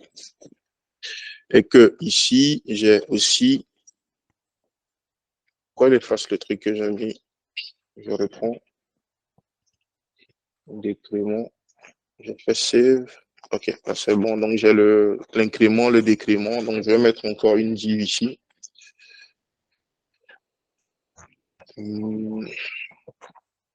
Et nous allons supposer ici que nous voulons afficher une valeur. Donc je vais mettre ici count par exemple. Si je fais ça, rien ne va s'afficher parce que je n'ai pas d'interpolation ici. Donc, il me faut créer ici une variable dans mon modèle qui va me permettre de faire les liens. Donc, je vais faire un truc comme ça. Et maintenant, je vais changer ça en une interpolation. C'est ce que nous avons vu tout à l'heure. Maintenant, supposons qu'à chaque fois que l'utilisateur clique sur le bouton incrément, nous voulons ajouter +1 à count. Et à chaque fois que l'utilisateur clique sur le bouton décrément, nous voulons décrémenter la valeur. Donc, pour pouvoir réaliser cela, nous allons passer par ce qu'on appelle event bending. Donc, ça se rapproche un peu de ce qu'on fait de façon classique en JavaScript, c'est-à-dire que au lieu d'avoir le click, lorsque vous avez un événement click, on met on click. Lorsque vous avez un type, vous faites on type, on key up, tout ça. Donc, c'est le même principe puisque vous n'avez pas les on. Donc, toutes les façons de faire que vous connaissez, on click, on key up, on key down, tout ça, et ça marche, il suffit d'enlever le on pour avoir le bon nom ici. Donc, pour pouvoir gérer le clic, donc je fais ce qu'on appelle le event bending. Le event bending, c'est que vous utilisez des parenthèses. À l'intérieur de la parenthèse, vous mettez le nom de l'événement. Donc, il me suffit ici de faire de faire le clic et de dire ce que je veux exécuter comme code, c'est-à-dire un callback lorsque l'événement sera déclenché. Donc ici, vu que le modèle pour le manipuler, nous n'avons pas besoin de faire 10. Pour pouvoir accéder au count, je peux faire directement ceci. Je peux faire count comme ça. Et vu que le code ici va s'exécuter à chaque fois qu'on clique sur la valeur, je peux simplement faire ceci. Indicore. Oui, parce que je vais faire plutôt count égale à count plus 1. Okay.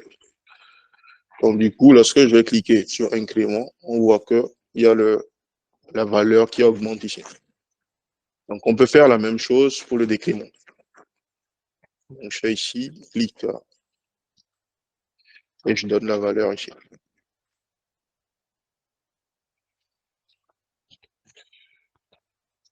On fait moins ici, moins 1. Oh, je fais une erreur là. Ok, donc si je fais décrément ici, donc j'ai la valeur qui diminue. Si lorsque je fais incrément, j'ai la valeur qui augmente. Mais écrire ça comme ça, c'est bien, mais c'est pas joli. Et lorsque le code devient beaucoup, c'est pas intéressant. Donc ce qu'on peut faire dans ce cas, c'est de créer une méthode ici, qu'on va nommer par exemple incrément. Et à l'intérieur, nous allons juste déplacer notre logique que nous avons ici. Donc je mets ça ici. Mais la différence, vu que nous nous trouvons maintenant au niveau du contrôleur, on ne peut pas accéder à la variable comme ça. Il va falloir nous préciser les 10 à chaque fois. Donc, je vais juste mettre ici 10.count. Et lorsque je fais ça, il faut maintenant faire appel à la méthode en question ici. Donc, je récupère le nom de ma méthode et je l'utilise juste là. Donc, on teste là, on fait le save. Donc, je fais incrément. Donc, on voit que la valeur augmente. Donc, on va faire la même chose pour le décrément aussi. Donc, je vais faire ici, on décrément et faire juste le moins 1 ici. Moins 1. Donc, je reviens ici, je fais pareil, je change ça par le nom de la méthode en question. Donc, je fais incrémentation, décrémentation. Donc là, c'est bon. Nous venons de voir ici la partie event bending. C'est bon ou pas? C'est bon, jusque-là, c'est bon, vous suivez? Vous pouvez continuer. Ok, il y a quelqu'un qui a levé une main. Oui, si vous avez une question, vous pouvez ouvrir le micro et la poser.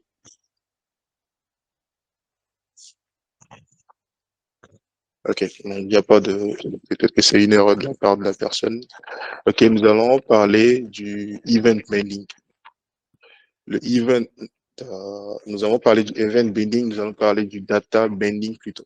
Donc ici, on dit de changer, comme exemple, la classe quand l'utilisateur clique sur un bouton, erreur, ou de... Ok. Donc du coup, pour prendre un exemple qui est parlant, je vais ajouter une div encore ici.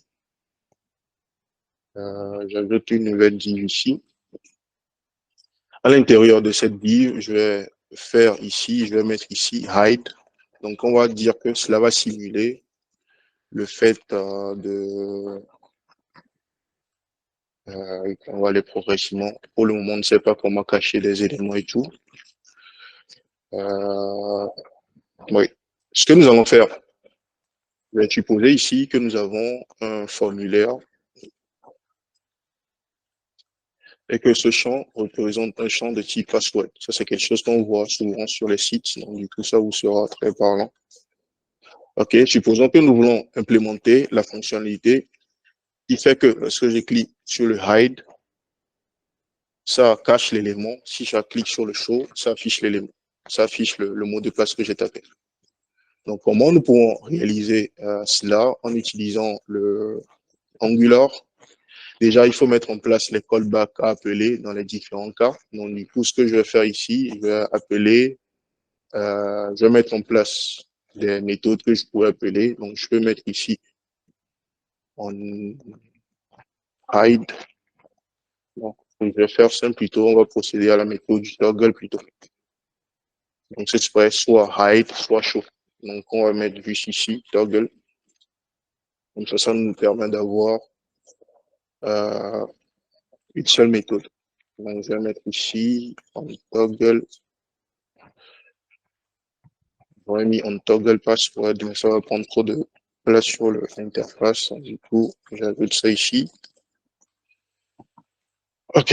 Donc, du coup, pour pouvoir réaliser cela, ce qui nous manque ici pour pouvoir réaliser cela, c'est juste, vous l'aurez compris, ce qu'on doit faire, c'est juste de changer la valeur ici pour mettre type test lorsque on veut l'afficher et mettre type password lorsqu'on ne veut pas l'afficher. Donc, il faut trouver un moyen de changer la valeur de cet attribut pour lui donner la valeur selon que l'utilisateur a cliqué dessus.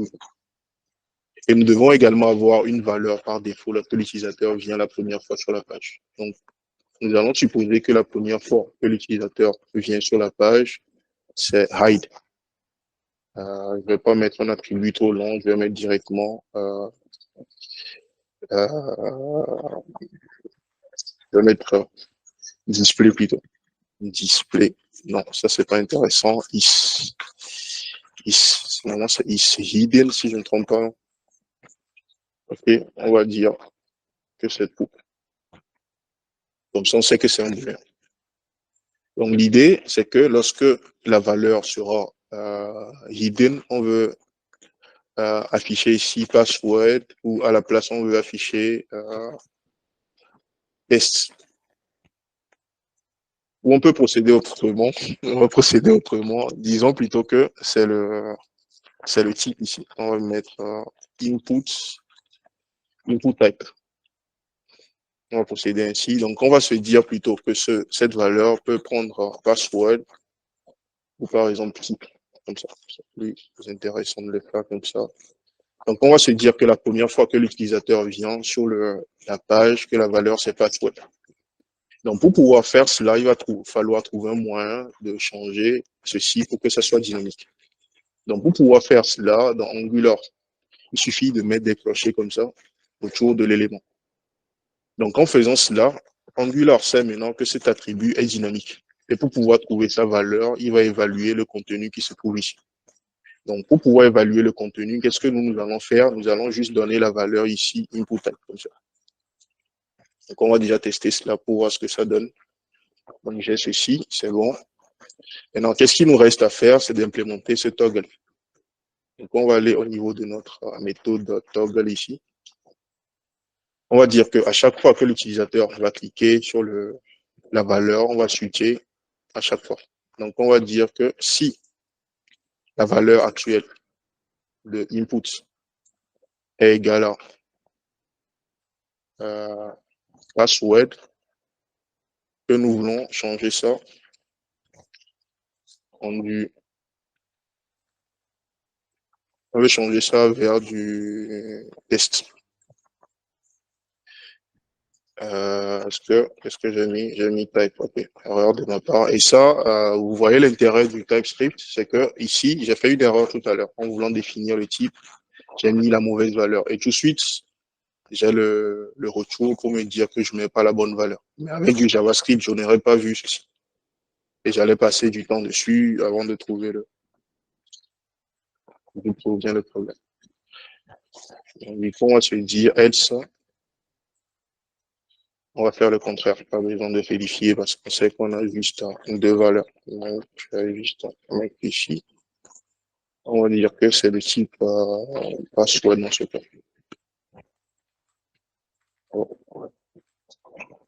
Password.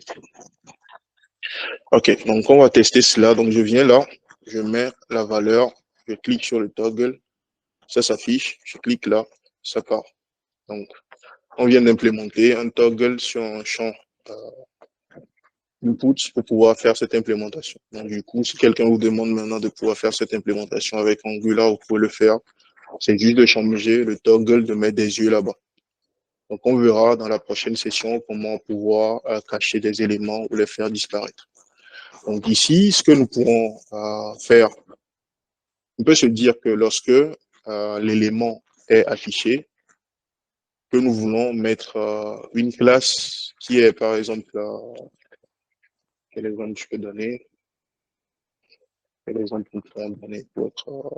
ouais, j'ai pas faire cours d'idée. Ok, allons dans la partie CSS, on va créer une classe rapidement.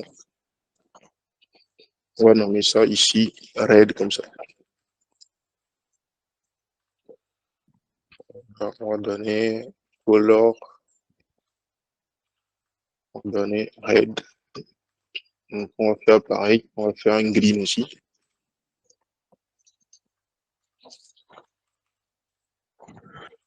Ok. Donc, nous avons des classes que nous avons définies et vu que nous avons lié notre page à ce CSS qui se trouve là, donc ça veut dire qu'on peut utiliser ces éléments au niveau de notre input ici.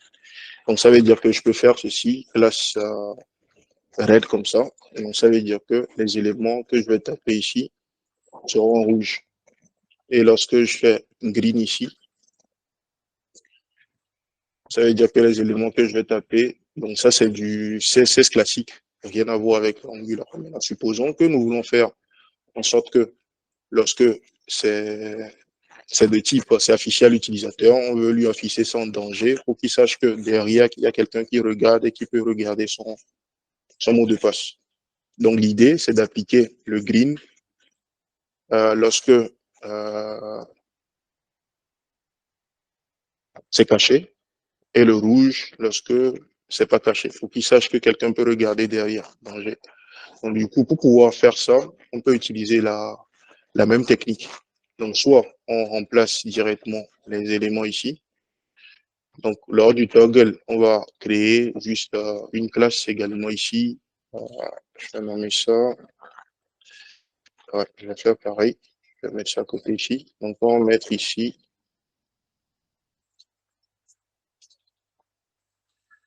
input classe ou input style, par exemple. Donc, ici, on va se dire que c'est red ou que ça peut prendre la valeur green juste pour pouvoir nous protéger. On aurait pu laisser ça comme une chaîne de caractères simplement. C'est juste pour nous protéger comme ça. OK, donc du coup, ce que je vais faire, pareil ici, dans mon toggle, je vais ajouter deux là ici. Donc, je vais dire d'appliquer les bonnes classes selon que je suis le mot de passe est affiché ou pas. Donc, par défaut, lorsqu'on vient sur la page, on dit que c'est green. OK, lorsque le password est affiché, on va le mettre en red. Et ici, lorsque le mot de passe est Et lorsque le mot de passe n'est pas affiché, on va faire le contraire, on va le mettre à red. Alors, on va tester cela pour voir si ça marche. J'ai une erreur. Il me dit, OK, ici, OK. Pourquoi j'ai l'erreur? Parce que green, vu que ceci est un bending maintenant, j'ai dit que lorsqu'on fait le bending, c'est qu'il y a le lien entre la partie template et la partie modèle. Donc, du coup, Angular va exécuter le contenu d'ici et vérifier à quoi cela correspond. Mais s'il exécute green ici, vous allez voir qu'il n'y a aucune méthode ou aucun attribut ici qui est appelé green. D'où cette erreur que nous avons là. Donc, du coup, Angular s'attend à ce qu'on lui donne quelque chose qui est évalué vers une valeur donnée. Donc, du coup, je change ceci. Input plus. Donc, lorsque je viens maintenant ici, je tape la valeur, je peux zoomer un peu. C'est vert ici. Et lorsque je fais ça, ça devient rouge pour dire qu'il y a quelqu'un qui peut regarder. OK? Déjà, un souci ici, lorsque je reclique, ça ne marche pas. Donc, sûrement que j'ai raté quelque chose ici, si je ne me trompe pas. Ah, j'ai mis red 2 fois. Donc, ici, ça doit être le green. OK, donc on reteste, je tape la valeur, je clique dessus, ça revient rouge, je clique, ça part. OK. Donc, on vient de voir comment réaliser ainsi le data bending. Donc, le data bending, c'est que, ou le attribute bending, c'est que vous avez un attribut et vous voulez définir sa valeur, que ce soit dynamique. Donc, vous mettez juste des clochers au niveau de l'attribut, comme ça. Et Angular est capable de savoir que vous faites le data bending. Donc, à chaque fois, il va évaluer le contenu ici pour trouver la valeur à appliquer à l'attribut. Maintenant, une chose que j'aimerais ajouter, il se peut que dans certains cas, parce que dans l'ancienne façon de faire, il fallait faire ceci. C'est deux choses différentes quand même, en fait. Au niveau de la classe, ça c'est général, mais pour certains attributs particuliers, comme l'ID par exemple, tout ça, ça marche. En fait. Mais il y a une ancienne façon de faire que sur laquelle vous pouvez tomber dans certains codes, c'est ça. C'est que il se peut que sur un code donné, que vous retrouvez ceci, attribut, point, classe comme ça, égale à la valeur. Donc ça, c'est quelque chose qui marchait avant pour certains attributs, ou des attributs un peu particuliers. Donc si je fais ceci, vous voyez que j'ai toujours le même comportement. Donc, il faut savoir ceci. Il se peut que sur des anciens codes, vous tombez sur ceci. Donc ça, c'est quelque chose qui marche également. Donc j'en parle juste pour votre culture. Mais le data binding, ça se fait de cette façon. Donc pour certains attributs comme l'ID, il y a des attributs un peu particuliers. Si vous appliquez cette méthode et que ça ne marche pas, donc utilisez la méthode avec attr, point, le nom de l'attribut. Donc vous mettez ça dans quelque part au cas où ça ne marche pas un jour, vous pouvez utiliser cette deuxième façon de faire. Donc, nous avons vu l'interpolation, nous avons vu le event bending, nous avons vu le attribute bending, nous allons parler de template variable. Les templates variables, c'est quoi? Comme son nom l'indique, c'est des variables que vous pouvez définir dans vos templates. Supposons que ici, je vais augmenter un peu là. Supposons que ici, j'ai un bouton qui me permet d'afficher le mot de passe à un instant donné. Donc, je vais juste copier-coller cela. Donc, je fais par exemple là. Supposons que je doute du mot de passe et que j'avais pas le bouton qui me permettait d'afficher cela. Et que nous avons ici un on check par exemple. On check. Donc, je vais définir cette méthode dans la partie contrôleur. Je vais le mettre tout en haut pour éviter de scroller à chaque fois vers le bas.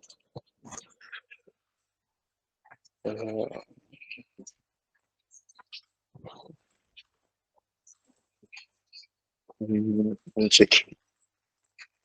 Donc, supposons que nous voulons afficher le contenu de cet input lorsque l'utilisateur clique sur le bouton on-check, mais nous voulons l'afficher dans la console. Donc, Angular nous fournit une certaine façon de faire.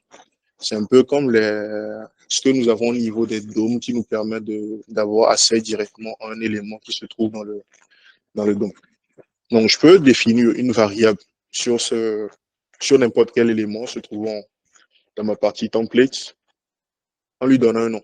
Donc, je peux dire, par exemple, que ça représente pour moi password, par exemple. Je vais nommer ça comme ça pour que ce nom de variable ne ressemble à rien à tout ce que nous avons vu. Donc, je vais faire pass input comme ça. Donc, pour pouvoir utiliser, en faisant ceci déjà, je viens de définir ce qu'on appelle un template variable. Donc, ça me permet d'avoir la référence de cet élément lorsque je suis dans ma partie template. Donc, ça veut dire que je peux faire des actions sur cet élément sans aller forcément dans la partie HTML, dans la partie contrôleur ici. Donc, je m'explique. Supposons que je veux afficher la valeur de ce champ lorsque l'utilisateur va cliquer sur le bouton on-check. Donc, au lieu de faire des gymnastiques ici, je peux juste faire ceci. Point value comme ça. Là, j'ai un problème de typage parce que le onCheck, j'ai pas précisé qu'il peut accepter une valeur donnée. Donc, du coup, je vais dire ici qu'il accepte, par exemple, une valeur et que c'est une chaîne de caractères. On va voir ce que ça donne. Donc, du coup, on voit ici que le message d'erreur disparaît parce que c'est un message de typage. Donc, en faisant de cette façon, je dis, prends la référence de tel élément. Et vous savez qu'en JavaScript, lorsque j'ai un élément de type input et que je fais .value ici, ça va me donner la valeur que ça contient. Donc, c'est le même principe ici. Donc, on a défini le template variable sur l'élément et on va afficher sa valeur lorsque l'utilisateur va faire onCheck. Donc, ce que je vais faire ici, je vais juste afficher cette valeur dans la console lorsque j'ai défini mon onCheck. OK. Donc, je fais console.log et je vais afficher juste la valeur ici. Pour pouvoir bien voir ça dans la console, je vais faire ceci, pour que ça affiche val de point, le nom de l'élément. Ok, je reviens là. Je prends l'élément, je fais inspect dans la console. Donc, je tape une valeur, par exemple, que vous ne voyez pas. Je clique sur check pass, on voit que la valeur est affichée. Donc, là, je vais taper Toto, que vous ne voyez pas, j'ai tapé Toto. Donc, lorsque je vais cliquer là, ça affiche Toto. Donc, on vient de voir comment utiliser les templates variables. Donc, c'est une façon de faire où vous pouvez référencer un élément dans le template et utiliser cette variable n'importe où dans votre template. Donc, lorsque vous faites ça, cette variable devient accessible partout dans le template. Donc, c'est comme si vous êtes dans une classe et que vous pouvez utiliser ça n'importe où vous voulez. Donc, c'est un peu ça le principe. Donc, si je reviens là sur mon fil rouge,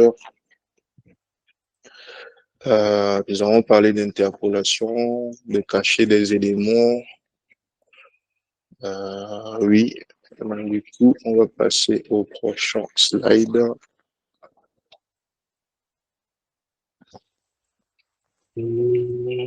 Attendez. Ok, la relation enfant-parent. Nous avons, il est quelle heure déjà? Ok, il a 45. Est-ce que vous permettez que je prenne peut-être 5 minutes en plus pour vous expliquer cette partie, comme ça on est sûr qu'on a couvert que nous avons prévu faire pour la journée, vu que j'avais un peu perdu le temps pour faire la partie TypeScript, c'est esquisse, après que nous avons pris un peu de retard. Donc du coup, vous permettez cela ou pas? Dites-moi. Ok, le host, ou bien les hosts plutôt, est-ce que vous m'autorisez à ajouter quelques 5 minutes ou 10 minutes pour présenter cela, comme ça on sait qu'on a terminé ce qu'on a prévu pour la journée. Vous êtes sûr que ça vous gêne pas? Oui, Je veux pas, oui, bien sûr, sûr? bien sûr, bien sûr, pas de souci. Ok, donc du coup, je vais le faire. Ok, Non, non, ça va. ok, Oui, sûr, ok, sûr. ok, On ok. peut aller jusqu'à 21 même. Ça dépend de ceux qui sont là. Ok, ok. Ok, il y a Non, quelqu'un qui demande si on peut utiliser les directives pour cacher les éléments. En fait, pour ça va, ne vous la inquiétez directive, non, j'ai pas prévu de parler des Ok, ok, cool, merci. Donc du coup, il y a quelqu'un qui pose la question de savoir si on peut utiliser les directives pour cacher les éléments également. Oui, on peut le faire, mais je préfère faire les choses progressivement. Donc les directives, si vous voyez le programme des sessions, vous verrez que c'est dans la prochaine session qu'on a prévu parler de tout ce qui est directive et tout ça. Parce que parler de tout ça en une session, ça risque d'embrouiller en fait. Donc je préfère faire la part des choses progressivement. Donc c'est à cause de ça que j'avais dit tout à l'heure qu'on aurait pu cacher ou afficher ces éléments, mais après j'ai changé la technique pour ne pas le faire. Ok, donc du coup, jusque-là, nous sommes restés au niveau d'un seul composant. Donc l'idée, c'était d'apprendre un peu comment utiliser tous ces éléments. Maintenant que nous savons utiliser tous ces éléments, nous allons vouloir sortir de ce composant, parce que avoir un seul composant comme ça, où nous allons écrire toute notre application, c'est pas, limite, c'est pas logique, en fait, d'avoir une seule chose comme ça. Donc, l'idée des composants, derrière les composants, c'est d'avoir des éléments qui sont réutilisables. Donc, ceci va nous permettre d'aller dans notre deuxième partie ou faire la transition vers la deuxième partie que nous allons entamer la prochaine fois, qui est la communication entre les composants. Nous allons voir comment générer notre premier composant, parce que jusque-là, nous sommes restés sur un seul composant qui est le app components. Donc, supposons que tout ce que nous venons de créer, que ça représente un composant que nous allons appeler test components. Donc, pour pouvoir générer ce composant, nous utilisons le NG qui correspond au CLI, à l'appel du CLI. Donc, on va utiliser la commande generate. On va faire C pour components. On va préciser le nom de notre composant. Donc, par défaut, il va le générer dans le dossier app. Donc, vous pouvez vérifier par vous-même les options qui s'offrent à vous pour pouvoir générer des composants, soit dans un dossier, générer le composant sans générer son fichier de test, etc. C'est des choses que vous pouvez explorer en faisant ng, generate component, help après. Donc ici, nous allons nous limiter au plus simple. Donc je vais faire test comme ça. Donc test, c'est notre composant que nous voulons générer. Et qu'est-ce que Angular fait? Il nous crée d'abord un dossier qui va contenir l'ensemble des fichiers du composant. Donc ça, c'est la commande que j'avais montrée dans la présentation, mais que j'avais pas exécutée. Donc on voit que nous avons un dossier test ici qui contient tout ce que nous avons fait. Maintenant, au lieu d'entasser tout ce code dans notre app components, on va déplacer tout ceci. Tout ce qui n'a pas rapport avec le titre, on va déplacer tout ceci. Il suffit d'extraire tout ce code. Donnez-moi 2 secondes, s'il vous plaît. Je vais aller juste ici et revenir, quoi. S'il vous plaît. Juste 2 secondes, quoi. Pardon. Oui, d'accord, ça marche. Il n'y a pas de Ok. souci.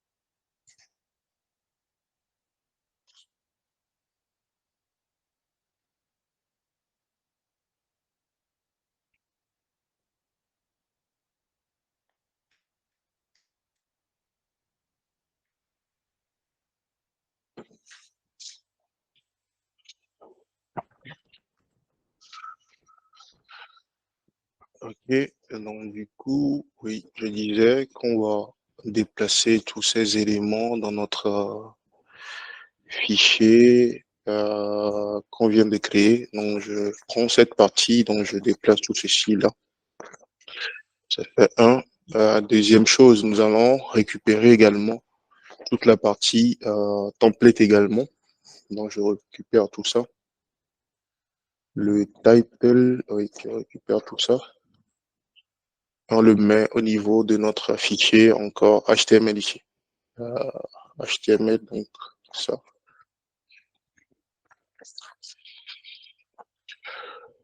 Il dit quoi ici? Il manque quelque chose. J'ai oublié la div finale. On va refaire ça. Je récupère tout ça, je le ramène. Ce que je fais, c'est juste que j'ai déplacé les éléments au lieu d'avoir les éléments au niveau de App Components. J'ai créé un composant où j'ai déplacé tout ce qui est template et tout ce qui est contrôleur logique. Donc, je fais un save. Donc, avec ça, si vous avez bien suivi, ça veut dire que dans mon App Component, je n'aurai plus rien. Donc, la page que j'ai dans mon navigateur maintenant sera vide. Donc, on a bien le résultat. Donc, tout est vide ici. Supposons que ici, la seule chose que nous faisons, c'est d'afficher un H1 qui contient notre titre. Donc, on va mettre juste ici le titre. Donc, je mets ça.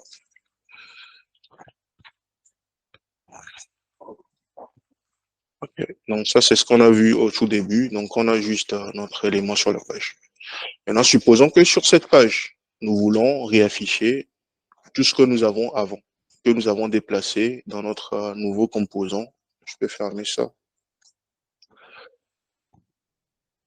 Supposons que tout ce que nous avons tout à l'heure mis dans le composant test, qui est ici, nous souhaitons maintenant déplacer, nous souhaitons l'afficher dans notre composant appliqué. Bon, qu'est-ce que je fais? Ça, on ne l'utilise plus. Donc, du coup, je suis là. Je vais fermer tous mes fichiers pour ne pas m'embrouiller ou vous embrouiller. Donc, du coup, là, je reviens au niveau de mon app component.ts. OK, donc je suis ici. Donc, supposons que, en plus du H1 que nous avons ici, nous voulons avoir maintenant une div ici, à l'intérieur de laquelle nous souhaitons afficher notre composant test. Donc, comment nous pouvons procéder pour le faire? Donc, la première chose importante à savoir dont j'avais parlé au début, c'est que les composants se basent sur ce qu'on appelle des sélecteurs. Donc, ça, c'est la base au niveau des composants. Donc, lorsque vous voulez utiliser un composant, il faut toujours chercher le sélecteur. Et lorsque, dans votre page, lorsque vous prenez une application, généralement, moi, par exemple, lorsque je prends une application que je ne connais même pas, et qu'on me demande de modifier du code sur cette application, je ne vais pas perdre le temps à fouiller dans toute l'application pour comprendre la logique avant de pouvoir commencer par utiliser l'application. Mais je vais juste chercher le sélecteur correspondant au composant que je veux modifier. Donc, je le cherche dans tout le projet pour trouver où est-ce que j'ai sélecteur qui correspond à l'élément en question. Donc ici, pour pouvoir afficher, tout ça pour dire que pour pouvoir afficher le composant, le nouveau composant que nous avons créé tout à l'heure, il va falloir chercher à quoi correspond son sélecteur. Donc quand on vient ici, on récupère juste ça, je copie, il vient dans ma partie HTML et je colle ça. Donc on utilise les composants de la même façon qu'on utilise les balises HTML. Donc je dois faire ceci. Mais si je fais ça, regardez ce qui va se passer. Si je fais le save, déjà on me dit ici, Angular me dit que je ne connais pas ce composant en fait. D'où provient ça? Parce que il se peut que soit ceci soit une balise, il ne sait pas. Donc du coup, il me dit, c'est pas un composant que je connais dans l'application. Si ce n'est pas un composant et que tu es sûr que c'est une balise, ajoute ça dans les métadonnées pour que je sache que c'est un composant qui existe. Peut-être un navigateur a créé quelque chose de nouveau que je ne sais pas. Donc du coup, fais-le de cette façon. Mais si ce n'est pas le cas, il nous dit ici, vérifie au niveau des imports et ajoute explicitement au niveau de la métadonnée component, c'est-à-dire le décorateur que nous avons, .imports, d'ajouter la classe ou la référence correspondant à ce composant. Donc, si je regarde également dans mon navigateur ici, il me dit la même chose. Donc, on voit que la compilation ne marche plus. Donc, pourquoi ça ne marche plus? Parce qu'Angular ne connaît pas ce composant. Donc, pour pouvoir résoudre le problème, il faut juste ajouter au niveau des imports ici, la référence vers la classe qui porte ce composant. Donc, on va juste ajouter ici test components. Donc, si on fait ça, on voit que l'erreur disparaît. Si je fais le save et que je retourne maintenant sur la page, maintenant, j'ai le composant qui apparaît ici. Donc, on peut retester tout ce qu'on avait avant. Il y a juste la classe qui a disparu ici. Je vais expliquer pourquoi. La classe, en fait, le toggle se passe bien, mais c'est juste que la classe n'est pas vue par ce composant. Donc, première chose à savoir dont je voulais parler et qui est important ici, à chaque fois que vous avez un template, vous devez définir au niveau de l'import tous les composants que vous utilisez dans le template. Donc, si vous ne faites pas ça, vous aurez un message d'erreur, comme nous l'avons vu tout à l'heure. Donc, chaque fois que vous ajoutez un nouveau composant dans le template, il faut explicitement préciser au niveau de l'import que ce template contient ce composant, ou dire que ce composant qui se trouve ici, ou pour ce sélecteur, cherche dans cette liste et sûrement qu'il y a une classe qui correspond à cela. Donc, c'est ce que ça veut dire. Donc, au niveau des imports, c'est là où on ajoute les composants qui sont utilisés dans le template. Donc, en faisant ceci, on vient de faire ce qu'on appelle l'utilisation d'un composant enfant dans un composant parent. Donc, ça veut dire que le app component devient dans ce cas un composant parent et cet élément devient un composant enfant. Donc, pour vérifier cela, il suffit de vérifier l'implication ici en inspectant la page. Donc, si j'inspecte rapidement la page, on voit ici que nous avons ce composant. Donc, nous avons le app root et à l'intérieur de ce app root, nous aurons un composant qui sera son composant enfant. On va voir le sélecteur apparaître quelque part. Ouais, JIT. Ok, c'est ça. Donc, on voit que ce composant est imbriqué dans le composant app, vu qu'on l'utilise. Et si nous vérifions au niveau, si je fais ceci et qu'on vérifie au niveau des classes, on va plus loin, on va voir que la classe est appliquée. On voit qu'ici que nous avons le red. Lorsqu'on fait ça, on a le green avec les changements de mot de passe et tout ça. Mais c'est juste que ça ne se reflète pas ici. Donc, la question à se poser, pourquoi nous n'avons pas cette classe qui est appliquée ici? La raison, elle est simple, c'est que chaque élément a ses... Attends, je ne vais pas dire de bêtises. Mais chaque élément, chaque composant a son CSS qui est encapsulé, qui est lié à ce composant. Donc, ça, c'est une bonne façon de faire dans Angular, où vous n'avez pas des CSS qui entrent en conflit. Parce que souvent, dans les applications classiques que nous développons, à un moment, vous allez voir que vous avez une classe que vous utilisez qui entre en conflit avec une autre classe et tout. Donc, Angular essaie d'isoler le plus possible le CSS pour que le CSS d'un élément parent ne s'applique pas aux enfants. Donc, il faut on définit ce qu'on appelle une encapsulation pour que chaque élément, son CSS lui soit bien encapsulé. Donc ça, c'est quelque chose que vous pouvez vous modifier, vous pouvez vérifier par la suite par vous-même. Donc c'est ce qu'on appelle, j'ai oublié le nom, mais vous pouvez vérifier pour voir que c'est possible de modifier ce comportement, la façon dont le CSS s'applique. Donc ici, la raison, elle est simple, on applique le CSS au niveau du parent ici, donc l'enfant ne le voit pas. Donc il y a une façon de faire classique. Lorsque vous voulez appliquer un CSS de façon globale, il faut juste le déplacer au niveau du style ici.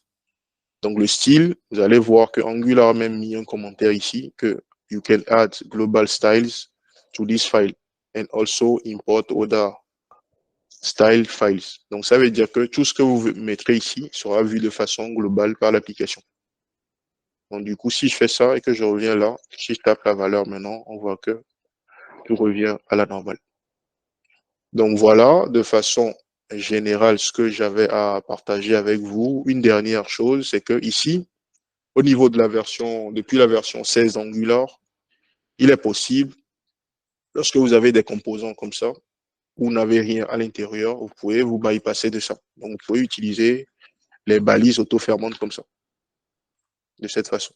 Donc, ça évite d'ouvrir une balise, de la fermer, alors que nous n'avons rien à l'intérieur. Donc, on va voir que tout continue toujours par marcher quand on le veut. Donc, voilà, de façon générale, ce que j'avais à partager avec vous pour cette journée, pour cette deuxième journée de la formation sur l'initiation Angular. Donc, ce que je vais vous demander de faire pour notre projet Fil Rouge, vous l'aurez constaté, si vous regardez rapidement ici, je vais fermer tout ça. Déjà, le code que nous avons écrit, tout le code que nous avons écrit, je vais partager ça avec vous comme je l'ai fait la dernière fois, donc ne vous inquiétez pas. Mais l'idée, c'est que vous ayez tout ça en tête, que vous essayez de pratiquer par vous-même. Donc, du coup, je voulais juste montrer le contenu ici de...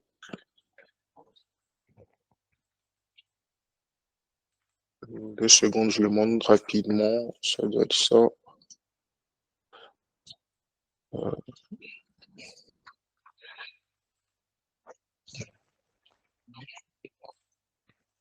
Ok, je joue ce projet. Donc ça, c'est le projet fil directeur dont je parle. On va y aller progressivement et vous aurez progressivement tous les éléments. Donc je fais npm run start ici.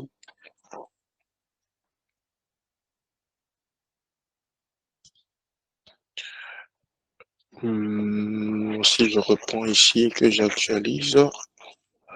Ok, donc du coup, le projet fil directeur, vous avez un truc comme ça dans le projet. Donc, comme je le disais, l'idée, c'est de vous fournir tous les éléments, que vous ne perdez pas le temps sur la partie style et tout ça, mais c'est de se focaliser sur la partie Angular. Donc, l'idée, c'est que nous allons mettre en place une application qui sera une liste de contacts avec la possibilité de faire des CRUD dessus. Donc, nous allons aller progressivement en fonction des choses qu'on apprend. Vous verrez quand vous pouvez réutiliser cela. Donc, l'idée, si je prends le code aujourd'hui, vous allez voir que cela se présente comme suit. Donc, j'ai juste mis une page HTML, une grosse page HTML où j'ai mis tout le template. Donc, il n'y a aucune logique ici. Donc, j'ai mis tout un template comme ça avec des valeurs en dur. Donc, l'idée pour cette première partie, c'est de créer ce composant que nous avons là. Donc, ça, c'est le travail à faire par vous-même, c'est de créer ce composant. Qui est ce composant? Donc, vous avez déjà tous les éléments pour le faire. C'est juste de mettre le côté logique ou voir comment créer un composant qui affiche un élément. Donc, le travail à faire, c'est de créer un composant en suivant la directive qui est donnée ici. Donc, créer un composant qui affiche les données d'un contact. Donc, vous pouvez nommer ça contact simplement. Donc, faites ng generate component contact.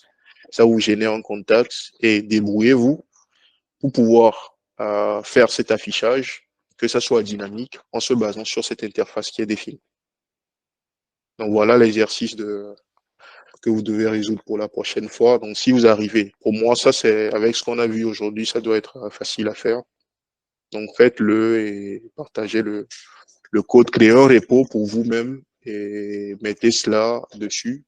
Ça peut vous servir de référence après la formation. Donc, merci à vous et merci pour votre attention.